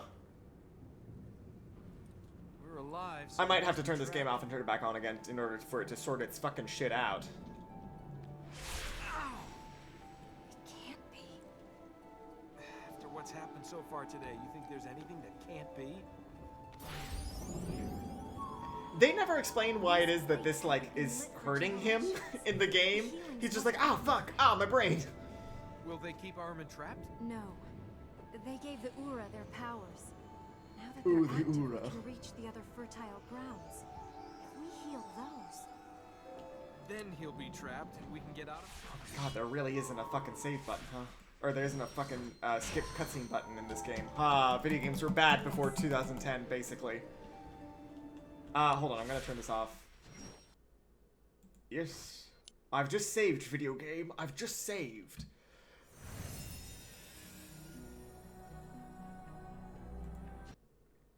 Alright, gonna turn you off and turn you back on again so that you can sort your fucking shit out.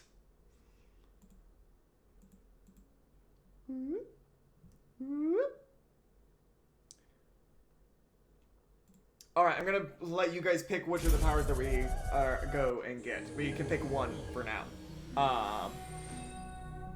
There's the one that launches Elika and the Prince, like they got shot out of a cannon. There's one that lets Elika fly. There's one that lets Elika use a grappling hook. And then there's one that lets the Prince run on walls. Take your pick.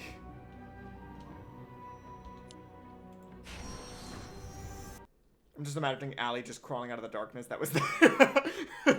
She's getting closer and closer. Yeah, so which one of the ones do you guys want?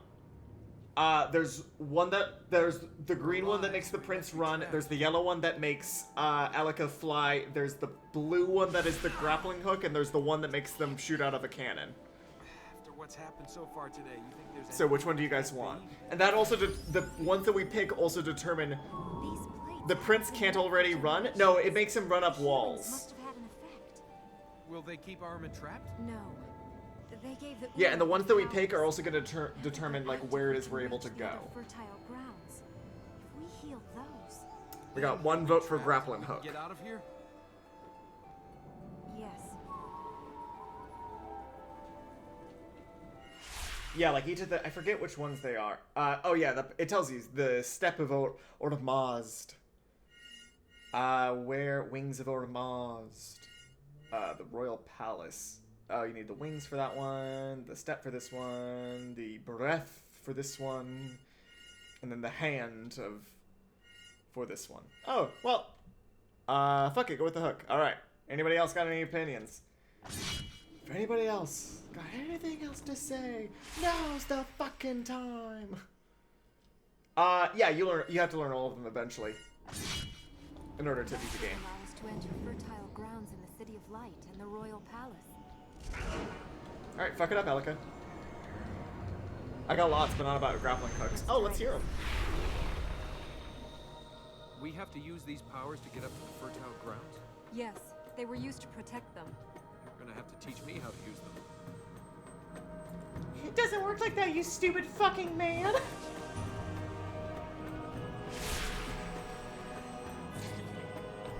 See? Now she has a grappling hook.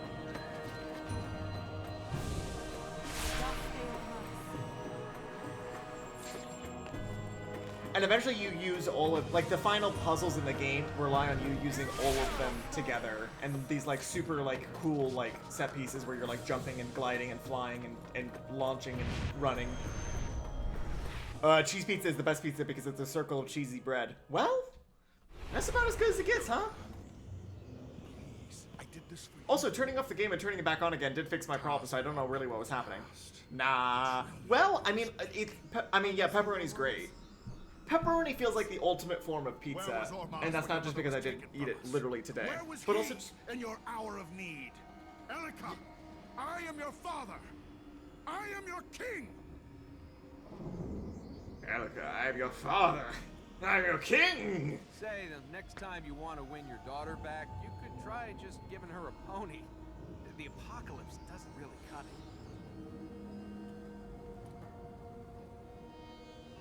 Yeah, Mr. King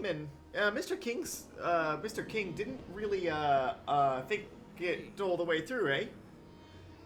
When he was like, you know what I should do? One of the powers of Ormaz. We can reach more of the fertile grounds. Let's go to them. Let's go to them. Now we're about to approach a section of the game, that was literally impossible for me to do as a child. Because it requires you to hit a button so fucking fast. And I just was never able to do it. It fucked me up. One thing I did like is that you get a lot of backstory about the villains in the game. So like the one that we're about to encounter is like... Hi, Orb. Oh, there he goes. Like, the concubine's sort of a bitch, and we love her for that. That's very iconic of her. The hunter doesn't say anything. The alchemist is sort of like this, like, haughty nobleman sort of character. Like a mix between like a nobleman and a mad scientist sort of character. And we love that too. That's iconic. And then this one that we're about to encounter has like a sad backstory, which is a nice little change of pace. At least they're all like characterized differently, and they all look visually distinct from one another. One thing that can't be said to be against this game is that it is not visually interesting to look at. Alika, is it the right way? Yes, it is. No way to get lost in this game. Ah, fuck! It's always good. Cheesy bread is better, I'll give you that. Well, I don't know. I feel like cheesy bread is like a whole different sort of situation, you know?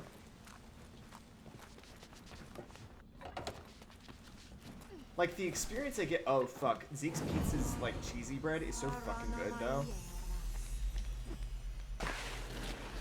Ooh, I'd love a cheesy bread, perhaps. Oh, can somebody give me a cheesy piece of bread? It's just sloppy with cheese.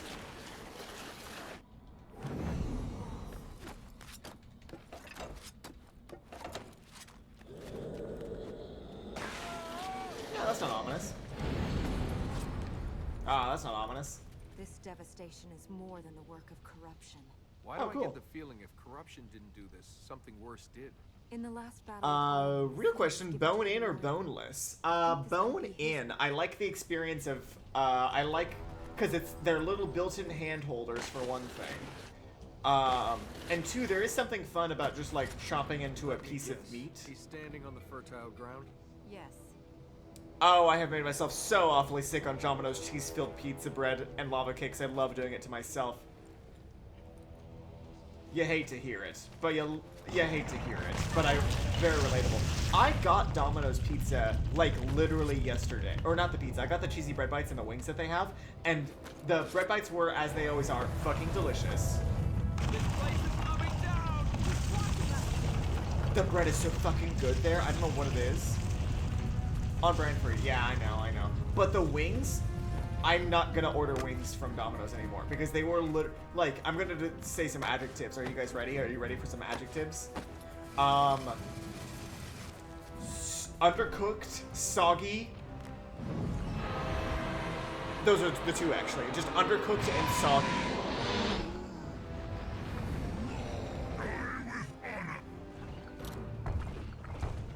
Listen to your honor. Arthur is not your master. Fight him. Why does everyone want to tell me what to do? Oh, Alika? Oh, Alika? Alika? Do you want to fight or ask questions?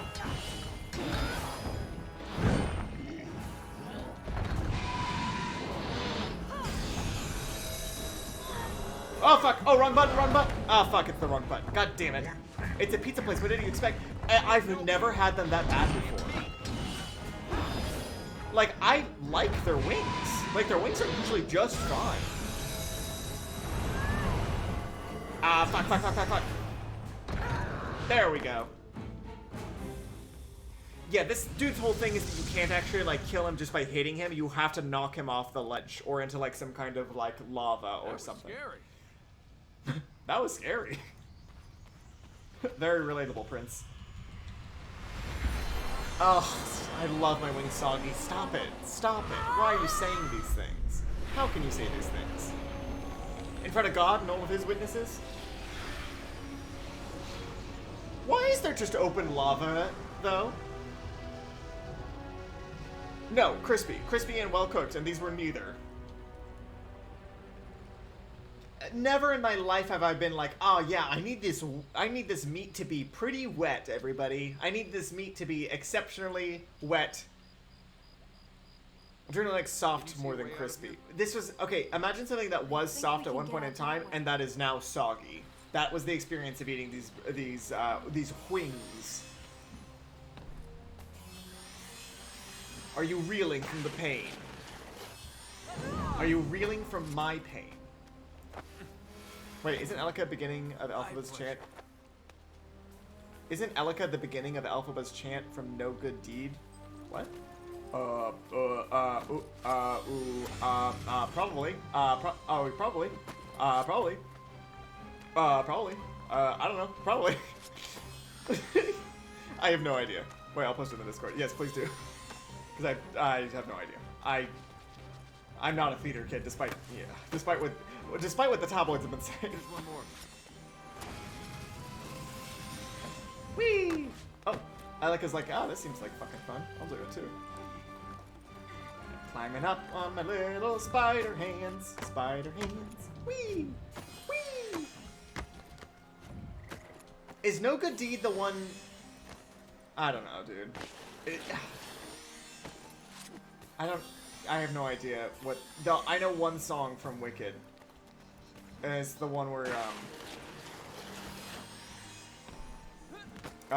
it's the not Frozen song. It's the proto-Frozen song.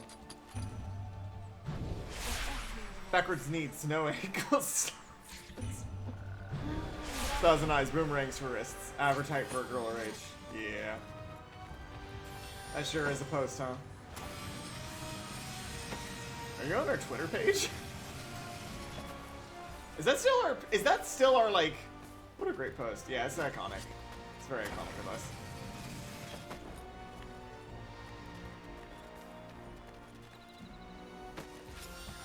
It's incomprehensible to like a normal human being, but it is pretty iconic of us to do that. Whee! Whee! You know, despite this being like a literal apocalyptic hellscape, I think that the prince would probably be having a lot of fun. And that's part of the reason that he sticks around and doesn't just like flee.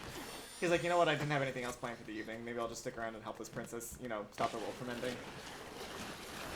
Oh, we love a rogue with a heart of gold. November 25th, 2019. No, that can't be right. No, yeah, that's a lie, actually. That's a fun little lie you did, but that's also a lie. There's no way that's possible. Whee! I would never lie. No. That sounds like liar talk. I know a thing or two about lies, and that sounds like one of them. Oh, fuck. Oh, don't make me fight. Oh, don't make me do more combat. It's bad enough normally.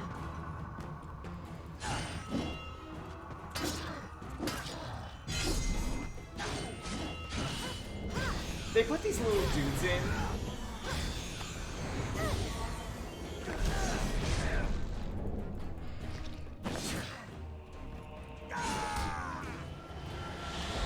They put those little dudes in to fight, like, in certain sections of the game. Wait, I thought you only started streaming a couple months ago. We did. Wait.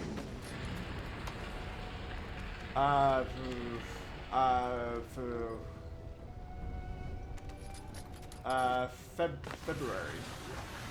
February? Oh, I want to say like February 28th was our first stream on the Goblin Girls channel. Thanks. So you're thinking before Twitch. We certainly had the webpage, or we certainly had the Twitter before we started streaming. Yeah, because we did TikTok before we did anything else.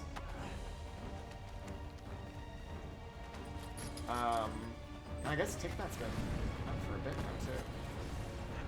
Point us in the right direction. Time flies when you're having a fucking panic attack.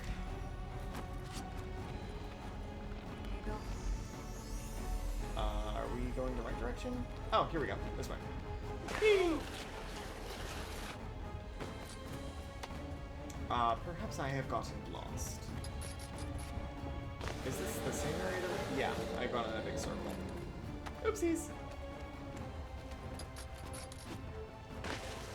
Whoops. Well done. I do like that he just gives her encouragement sometimes. Oh, nice job. The Tower of Ahriman has been abandoned for a long time. I've never seen what's inside. Well, then this is a great time for you to find out. Why did they build a tower to their dark god?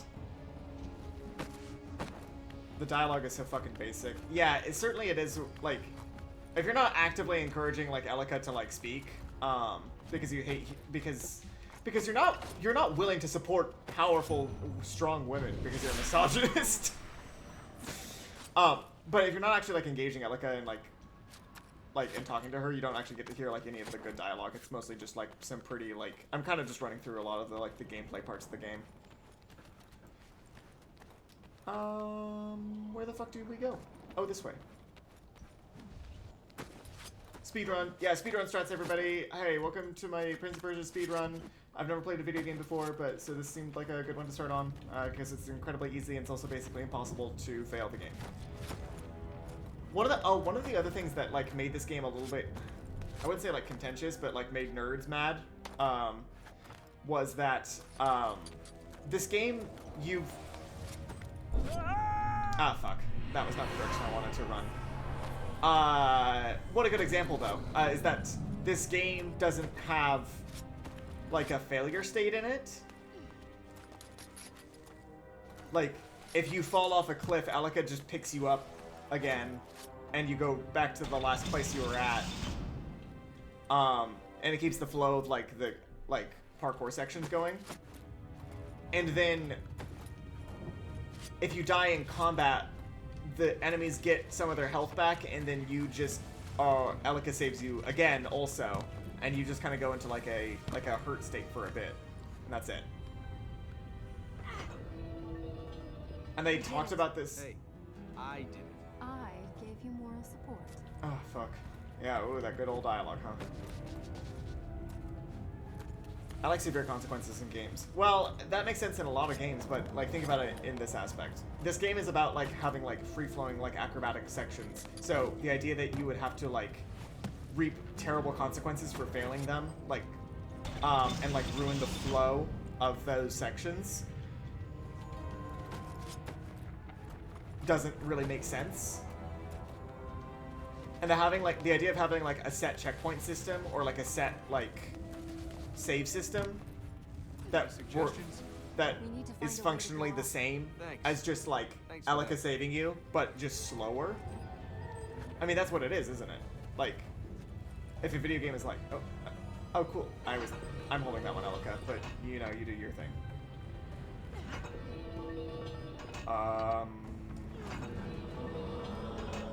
Like this? I think I have to make those lower down.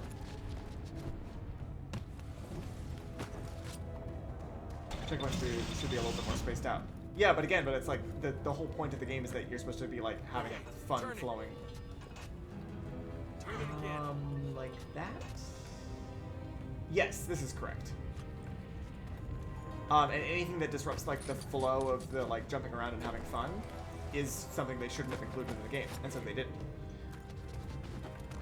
But the idea that like you would be like, oh, it's too easy of a game. It's like, well, like it's not trying to be like a hard game. Yeah, it's the same thing as like if like. Whee! Thanks, Alika, for throwing me like a fucking ragdoll. It's not really about like speed and momentum in the same way that like Sonic is about speed and momentum. It's more just about like fulfilling like the fantasy of like being like a parkour king. Good. Teleporting also, Mr. King. Push him back to the edge. I got a better idea, Alika. I'm going to let him just walk. Ouch! Fuck! Force him off the tower.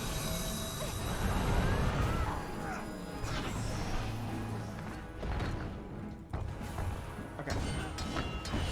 There we go.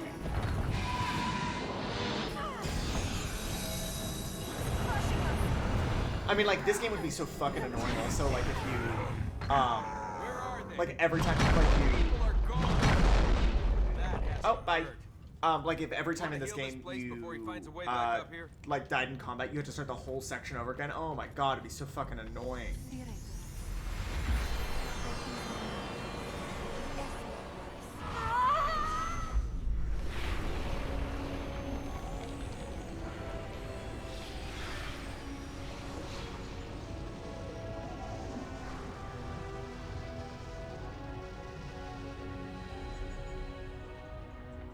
Yeah, no, that makes sense. Yeah. I don't think it was a bad decision, but a lot of people disagreed with it for reasons and got like super heated about it, which is part of the reason why.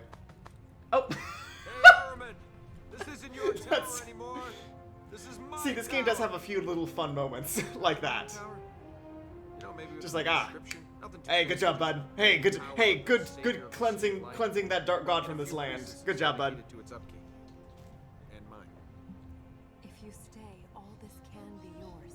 Yeah, sure it can. Let's go and save your city.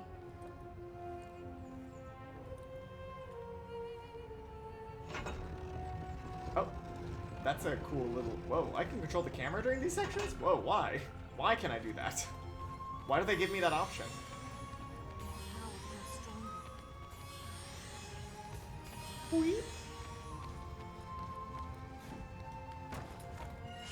Also, I do like just how the game is structured as well, because like these are the final boss zones, obviously, at the end of these ones. But like, so in order to get to like this part of like, so to get to like the first part of the city, you have to have the Hand of Ormaz. But to get any further, you have to have the Breath of Ormaz.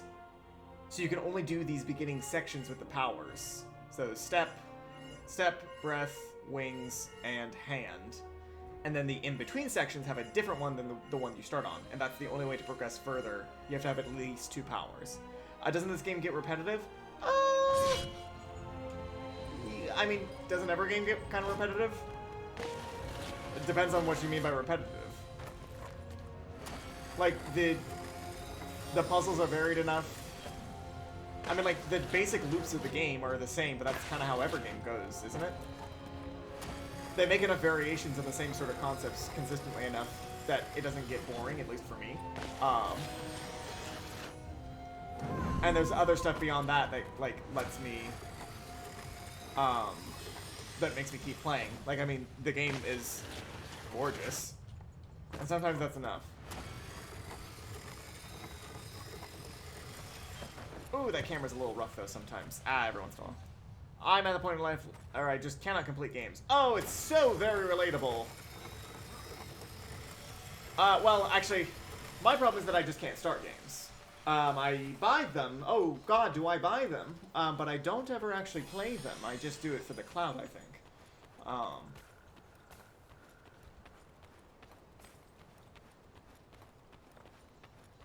Yeah, I knew there was a one hidden around here somewhere. I'll play for like a couple hours. Yeah, it's so weird because I remember, I do remember playing video games, certainly, in the days of my youth. Alaka, tell me how to get the fuck out of here. Ah, yes, okay. Oh no, I can't get to those ones yet because I have the Hand of Ormazd. This is the worst section of the game, actually. Because if you don't have 2 powers, then you can't get to certain sections of the game. Yeah, because you can only get to, like, this is the only place you can get to with the Hand of Ormazd right at the beginning of the game. And then everything else you have to wait until, because see the glowing zones? These are where I can use the Hand of Ormazd. Oh! Yeah.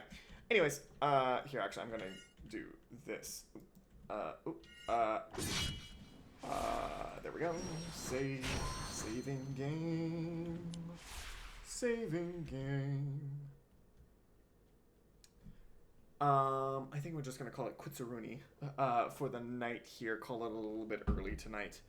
Oh, the manual save. Oh, the manual save. It auto saves, but it's yeah, it certainly lets you do a manual save. Good old save slots. Anyways, I think you're the only person left in chat, Funko. But thanks for showing up, and if anyone else is in as well, thank you guys for showing as well. It's a little bit of a weird one just because it was a solo stream tonight, and also it was a weird game. But it is a good game, though. I think despite all of my criticisms of the game, like, sometimes when people... Hold on, I'm going to switch over to just chatting for just a sec, though, so I can talk about this game a little bit more.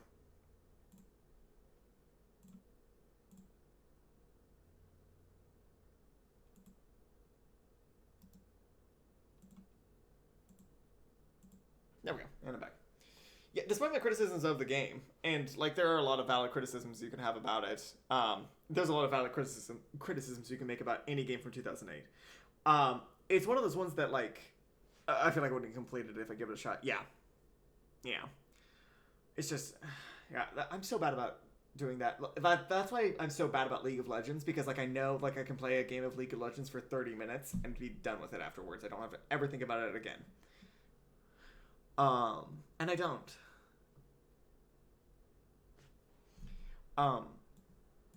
But I miss out on so many like games with like good stories or like interesting mechanics and that kind of stuff because I never actually like play fucking video games anymore. League is fucking nuts like that. Yeah, it's nice though. It's a nice change of pace. It's so hard to play League for hours. I used to do it all the fucking time when I was a kid, but I just can't anymore. The strain of it would kill me. Also, I don't think I'm as good at League of Legends as I used to be. I was good at one point in time, and I am not as good as I used to be. The nature of the game's also just changed so severely. Like, mages in that game are not in, like, a super good place. They're not in a particularly bad place. But, like, the characters that you play in that game, if you want to really climb, are, like, the unfair characters that aren't fun to play. Like, there are characters in that game that get to engage with the mechanics of the game in such a completely different fashion that's just not fun. Like people complain about the characters being OP in games all the fucking time. But, like, I don't know how much you know about League, but, like, Nasus, there's, like, 2 characters. I only play fun characters. Yeah, same. But, like, it's really hard to play those fun characters sometimes when you have, like, characters like Nasus or, like, Vigar, who...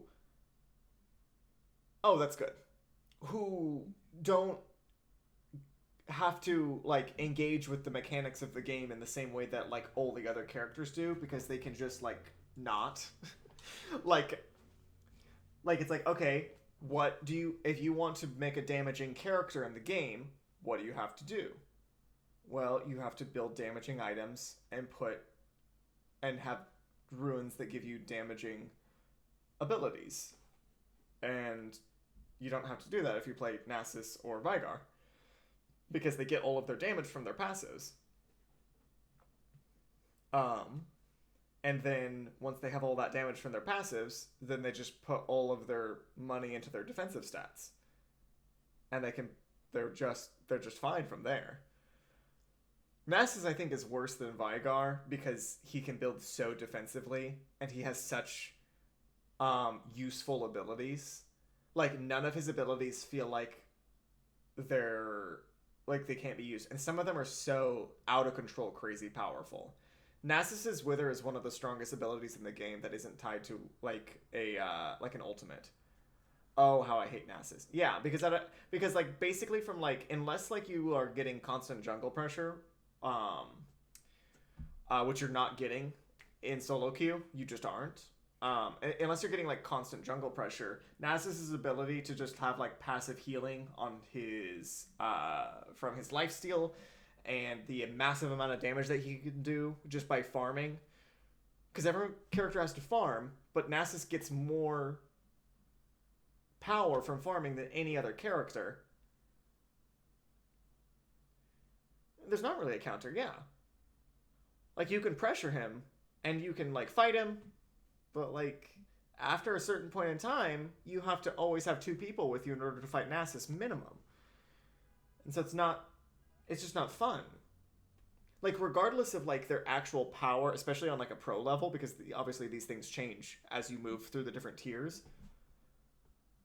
it just stops being, like, fun after when, like, a character feels like they can just do more than you. Like, regardless of how well you play, it doesn't matter. Like, Nasus doesn't require any, like, skill really to play. You wither them, you drop your E on them, you ult if you need to, and then you just Q them over and over again. And it takes out, like, half their health if they're not building defensively. And even if they are building defensively, it's not like they're going to be able to kill you because you don't do any damage because you're not Nasus and you had to build defensive stats to fight Nasus. It's just like when I play, like, matchups as, like, because I play a lot of Alawi because Alawi's pretty strong and I think she's fun. And when I play a Lowy, and then versus like a Darius, my thoughts are, okay, so I gotta be careful at like certain points in time in the game when I know that like I'm strong and he's not. I gotta be able to pressure him at times. I gotta be able to back off when I know he's strong. It's a constant like there's a lot of active thought that goes into like how I have to play against Darius, because like one misstep and you can be in a really bad position against Darius. But he's not, like, unkillable, because if he wants to do damage, he has to build damaging items. But Nasus is just, well, after a certain point in time, Nasus is going to do 500 extra damage on every single Q, and will also be super tanky as well, because he'll build Triforce into, like, Dead Man's Plate or Thornmail immediately, and he just farms for the first 10 minutes of the game. Yeah, and that's just like not like, and so you're in a weird position of, okay, well, I can't fight him and I can't force my team to do anything because they just don't listen ever. So I just have to wait until the ADC is strong enough that they can like take on Nasus, or hope that my team just starts grouping up and Nasus is stuck in top lane still trying to farm up because he can't, and we just don't respond to him. Yeah, unless they're playing exceptionally badly, it's hard to outplay Nasus because he doesn't have a lot of outplay potential. And especially with how powerful Wither is, like it's an exceptionally powerful slow, and there's the attack speed slow component. So if you're playing a fighter like Jax, Aurelia, or Fiora, it's like, well, fuck, I'm fucked. Yeah, it's hard to fuck up playing Nasus. The potential, like, impact you have in fights is so huge. Like, Nasus isn't like Kayle, where he scales up into the late game super hard. Like, Kayle at like level 16 is incredibly hard to deal with. But like Nasus at level 16 at like 30 minutes into a game is actually less deadly than he is at like the midpoint in the game. Because at the point in time in which people can really start building like tank killing items and like have enough damage to like be a threat to Nasus, he's actually lost power by that point in time in the game. Whereas Kayle only gets stronger and stronger as the game goes on. Like he eventually evens out, but he's really strong in like the mid and late game, and once you get into like the ultra late game, like 30 minutes plus, he actually starts to get weaker. Man, why is he still not nerfed? This has been a problem for about a year. Riot doesn't do changes like that. I mean, Nasus has been a problem for ages. But like my main concern with when it comes to like mechanics in the game is not their viability in like solo queue or pro play or anything like that. Because I can't make comments on that because I'm not a good enough player to be able to say, oh yeah, I definitively know that this is like overpowered or whatever. It may or may not be. I may just suck shit and I may not know how to play against Nasus and I can learn to play better. But I know what's fun to play against and what isn't fun to play against. And if I only get one ban per game, I can't ban all the champions that are like just not fun to play against. Like, Gangplank isn't an overpowered champion, but if I'm playing top lane, I'm banning him every single time because he's fucking annoying to play against. It's especially if you're playing a melee champion, it's hard to retaliate against him. You can't rely on your jungler to do anything. Oh, I hate Lux. Fuck that bitch so much. Yeah, I hate her. She's not broken or anything, but yeah, fuck Lux. Yeah, I feel like Lux and a lot of the mages are pretty balanced overall, and they don't really have any particular mechanics. I mean, like any person that is able to root you and do like all of your health in like a single second can be pretty frustrating to play against, but it's kind of an expectation of the game. The one that gets me a lot of the time is Yasuo. And again, Yasuo is one of those champions that is like not really overpowered by any means. But Yasuo isn't fun to play against, especially in the mid lane. Especially if you're playing, like I play a lot of Lux, And, like, playing against, like, I would ban Yasuo every single game, regardless of if he was buffed or nerfed or whatever, because I didn't want to play against Yasuo, and he's, like, the most played champion of the game. And it's one of those things, too, where it's just like, oh, you Lux main, oh, God. Yeah, I'm one of these. I play Lux, obviously. Yeah, you get one root off, and oh boy, you're fucked. I should have known, yeah. But, like, with Lux... You know, you have options to play against her, even if you picked a champion before her, and you're playing, like, more, like, you're playing, like, who's somebody that doesn't move very fast, and, like, Anivia. Like, Anivia doesn't move very fast, and if you get hit by Lux, you're kind of fucked. But you have some ways of playing against her. If you get rooted, like, in the setup screen for the game, grab Cleanse, grab Barrier.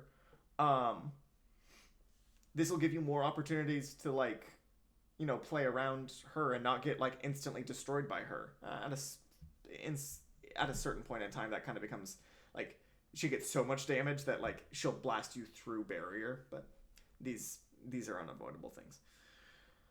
Yasuo pisses me off because, I mean, just starting at the passive, like, getting double crit off of items is really frustrating. Because it's one of those things where it's just like, oh, so you get to just scale harder, faster, at every stage of the game. In the same way that Nasus starts the game having it, like, being able to stack damage. Like, if you break down, like, what items cost and the gold value you get off of them, like, you spend 350 gold, and you get 10 attack damage from a long sword. And Nasus Q's one cannon minion and gets the equivalent of, like, 10 attack damage just from doing that alone. Like, I don't see how that really makes sense. And the same way with Yasuo, it's like, oh, cool, so he can just build, like, an item and get 100% attack, like 100% crit chance, and all of his damage is doubled now. Cool. How do you play? So, like, how do you play around Yasuo in lane if you're a Lux? Let's say you picked Lux and then they picked Yasuo into your Lux. How do you play around Yasuo in lane? Well, you can try to stay back and just farm the waves with your abilities. But your abilities don't do enough damage to clear the waves in the early game. And he's not bound by mana costs or particularly high cooldowns. So you can try to harass him out of lane, but he gets a free shield that stops him from taking a lot of damage, especially from a burst mage like you. So you could build mana items and have, like, a more mana-based build, like with Mana Flow Band and that kind of stuff, so that you can spam out abilities. But he can also just block them with his Wind Wall as well. And also he can dash around the battlefield using your minions. Oh. So you can not farm under tower because you're a Lux. So he just pushes in every single wave if he's smart. And then walks away. And you don't get to farm. You don't get to farm gold. Oops, internet died. Oopsies. It's fine, I was just complaining about Yasuo. And that's why I hated Yasuo so much. It's just that, like, there's not a lot of stuff that... It doesn't feel like there's a lot you can do to... And especially, I think Wind Wall is the worst ability that he has out of all of them. I feel like if Yasuo... They could even change how Wind Wall works. If it worked more like Braum, or if it worked more like Fiora, or if it worked more like other better versions of that ability, that would be better. But the versatility and power of Wind Wall, in terms of what you can do with it, and how fucking vague it is as well, is just the antithesis of fun gameplay. It's hard to bait out Wind Wall, for one thing, and if you're a projectile-heavy champion, you're kind of just fucked. If you're a projectile-based burst mage, where you have to hit all of your abilities, and you have to hit all of them the first time in order to win a fight, you're double fucked. There is no way to survive that. Oopsies. Oh, oopsies. All blocked by Windwall. What's funny is that Yone looks like basically a better version of Yasuo. I don't really mind Yasuo that much. As somebody who plays a lot of like burst mages with projectile-based attacks, I find him very frustrating. Or rather, I did. I don't play a lot of mages anymore, quite honestly, just because they're not particularly powerful. Or they don't feel very powerful, rather. The Yone looks really very much like a better version of Yasuo, honestly. One that is more interesting and requires more skill, and is also like more limited, but like doesn't seem like he's not powerful. Like if somebody was like, so Yasuo fucking sucks shit, but like what if we just made like a cooler version of him that had more interesting gameplay where you have to like take more dangerous routes instead of just like doing a ridiculous amount of burst damage as a fighter with like a lot of defensive capabilities as well. I'm pretty excited about that. Yeah, Yone looks cool. And yeah, it's I mean, he's one of those champions where the numbers are going to play a really big factor in his kit.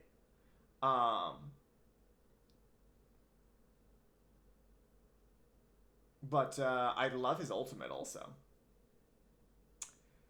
Yeah, I mean, like the exact like his damage numbers, like how they tweak his damage numbers are going to play a really big factor in like his champion kit. There's some champions where it doesn't like you can tweak the numbers much more severely and see far less powerful effects. But with Yone, I feel like they're going to make minor changes to like, oh, they'll be like, he does 1% more damage, and it's gonna be like, oh, that's cool, I guess. And then like it's like it's the biggest fucking buff in the world, or at least it seems like it. It happens sometimes. Lilia's out though, and I care way more about Lilia than I do about Yone, because Lilia, I didn't know you're really into League. Yeah, unfortunately, I try to hide it like a drug addiction. Lilia is, I am way more interested in Lilia for two reasons. The first reason is that Lilia has a lot of really cool mechanics. She's a mage, she's cute, and she's not a burst mage, she's like a battle mage. And there's not a lot of battle mages, and I feel like they're a lot better than burst mages at the moment. Just because there's so much tankiness in the game that the ability to like rip through that is really important. No biting! Sorry, Athena's biting me. She's so cute. Yeah, she's cute. She's very Nico though. Very Nico. It's a weird decision. I still think it's a weird character design decision to make her look so much like Nico. What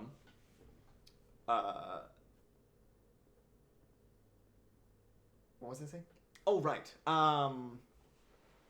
Yeah, she's the first champion that's like a battle mage that I feel interested in playing.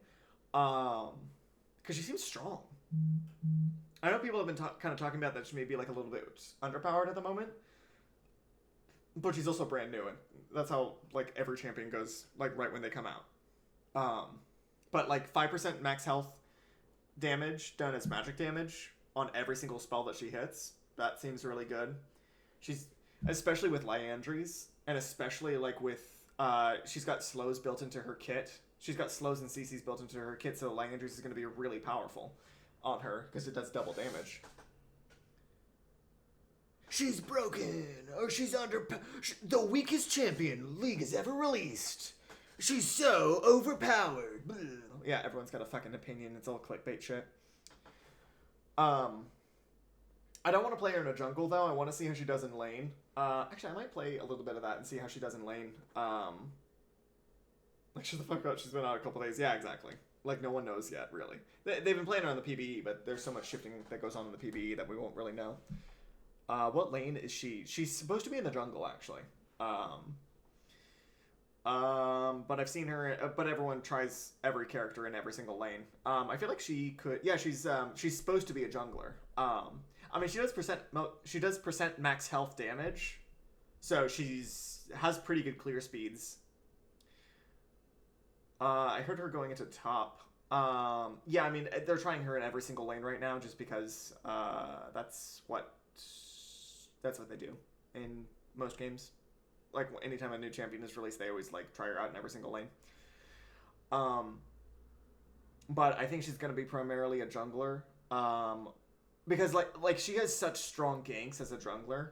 If you manage to hit your Spiral Seed, or whatever it's called, into your ultimate, it's not a guaranteed kill, but it might as well be a guaranteed kill if your top laner or mid laner is conscious. It's such a powerful ability. I'm super shit at jungling. Yeah, join the club. My main jungler is Ivern, because he's cool and friendly, and I like him. I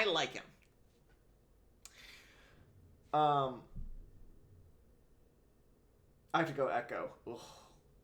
Echo. Ugh. Oh god, Echo's another champion that I don't like very much either. Just because he's annoying and does a lot of damage and he's fast. And he's hard to kill too. Snowball's hard, he's hard to kill, he's incredibly fast, his kit's cool. It's just that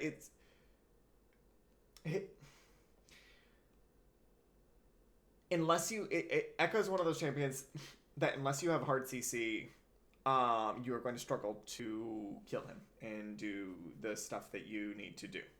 So if you're in a matchup where you don't have a lot of hard CC, it can be extraordinarily frustrating to play against Echo. As it is with most assassins, it's very difficult to play against them if you don't have hard CC. But Lilia, also has just enough like skill involved in her play that I'm very curious to see where she sort of ends up on the tier list. And I want to do a little bit of experimenting with her too, just because I found that people who do like I play a lot of Alawi because Alawi is like a tanky champion that does a lot of damage, and I feel like you can build much more defensive items and get tanky with Lilia while still doing damage because you just have a built-in 5% max health damage thing into your passive, which is very simple passive, but it's very good. Along with just like the CC opportunities and her little Spiral Seed. Like the thing with her like Spiral Seed, her E that like throws down the little ball that rolls around, is that you throw it and then it just keeps going. So if you get lined up in the right position, you can throw it from one side of the map to the other. Because it will only stop if it hits like a minion, a champion, or a wall. So if it's in a straight line, it'll just keep going until it hits something. And your ultimate is not based on range. Your ultimate is based on if people have been hit by your abilities, you can sleep them from any distance away. So that has some interesting potential as well. That, along with like her W has like a zone on it where you does triple damage.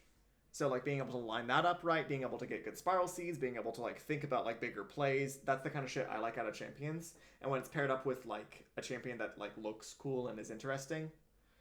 Does she have a high skill ceiling? She's not particularly. Probably like she plays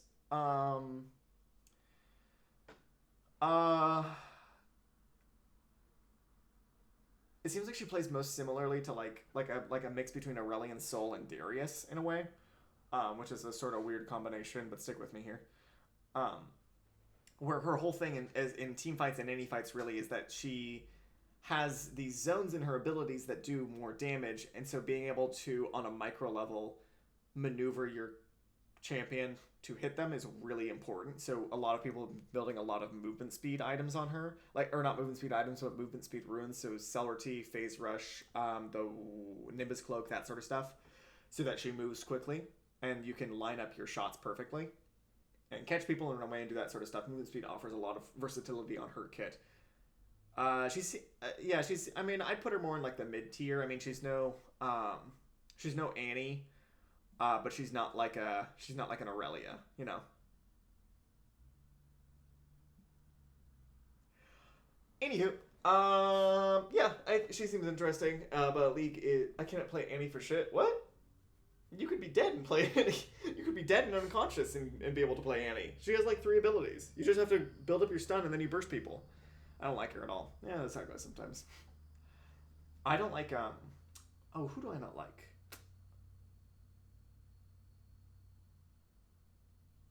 God, is that champion I don't like? I don't like Katarina. I don't like new Katarina. I played a lot of old Katarina before they reworked her during the mage reworks. Or rather the assassin reworks. And I don't like new Katarina at all. She doesn't, I don't know. Old Katarina was so much fun. God, old Katarina was so much fun. And new Katarina's fine. She's pretty interesting, certainly. I've tried a lot. I was so used to playing old Katarina that trying to switch over to this one is difficult, to say the least. I loved playing Akali. Oh my god, I loved reworked Akali so fucking much. Oh, she was like my new champion. I fucking loved new Akali. And then they nerfed her into the ground. They nerfed her so fucking hard that I just don't like her anymore. It's so sad. I'm so sad. Vladimir. Oh, Vladimir's good. Vladimir's good. Like I said, I've been trying to play more battle mages. I'm trying to play more battle mages like Vladimir. Just because I think they're a lot more effective than a lot of mages right now. And Vladimir's pretty good as well, just because he scales hard. He scales hard and he's pretty safe. Vladimir and Kassadin are both champions like that, where they are pretty safe and they scale hard. So that's so funny to say about Kassadin also, because Kassadin used to have some of the worst early game ever. But you can change his runes so significantly that his that he's pretty safe to play in lane anymore, even if you're against like a bursty mage or like a long distance mage that you can't get close to. Like, a lot of his trades are not super bad. Because all you gotta do is just hit them with your... When they go to hit you, you use your Q, it blocks, like, all of their damage. And then if they do any kind of damage with auto attacks, you want to run Fleet Footwork so that you heal up. And Fleet Footwork, Taste of Blood, that sort of stuff. So that you heal up from the damage that they do to you. And it negates, like, all of it. And then you just ride out the early game doing that for the whole time until you get to the mid game once you've stacked up like a tier. Because the thing that makes Kassadin so strong is that he's got mana scalings. He's got mana scalings and ability power scalings, which are very powerful. Like the amount of damage he can do with his fucking ult. Oh my god, it just rips through people. Oh damn, I want to play League now. Shit. All right. Anyways, I'm gonna go now. Thanks for watching. Stay sexy out there. Stay sexy and safe. And have a papaya. Have a papaya. Oh, the fruit of champions, the papaya. Anyways, good night, smooches.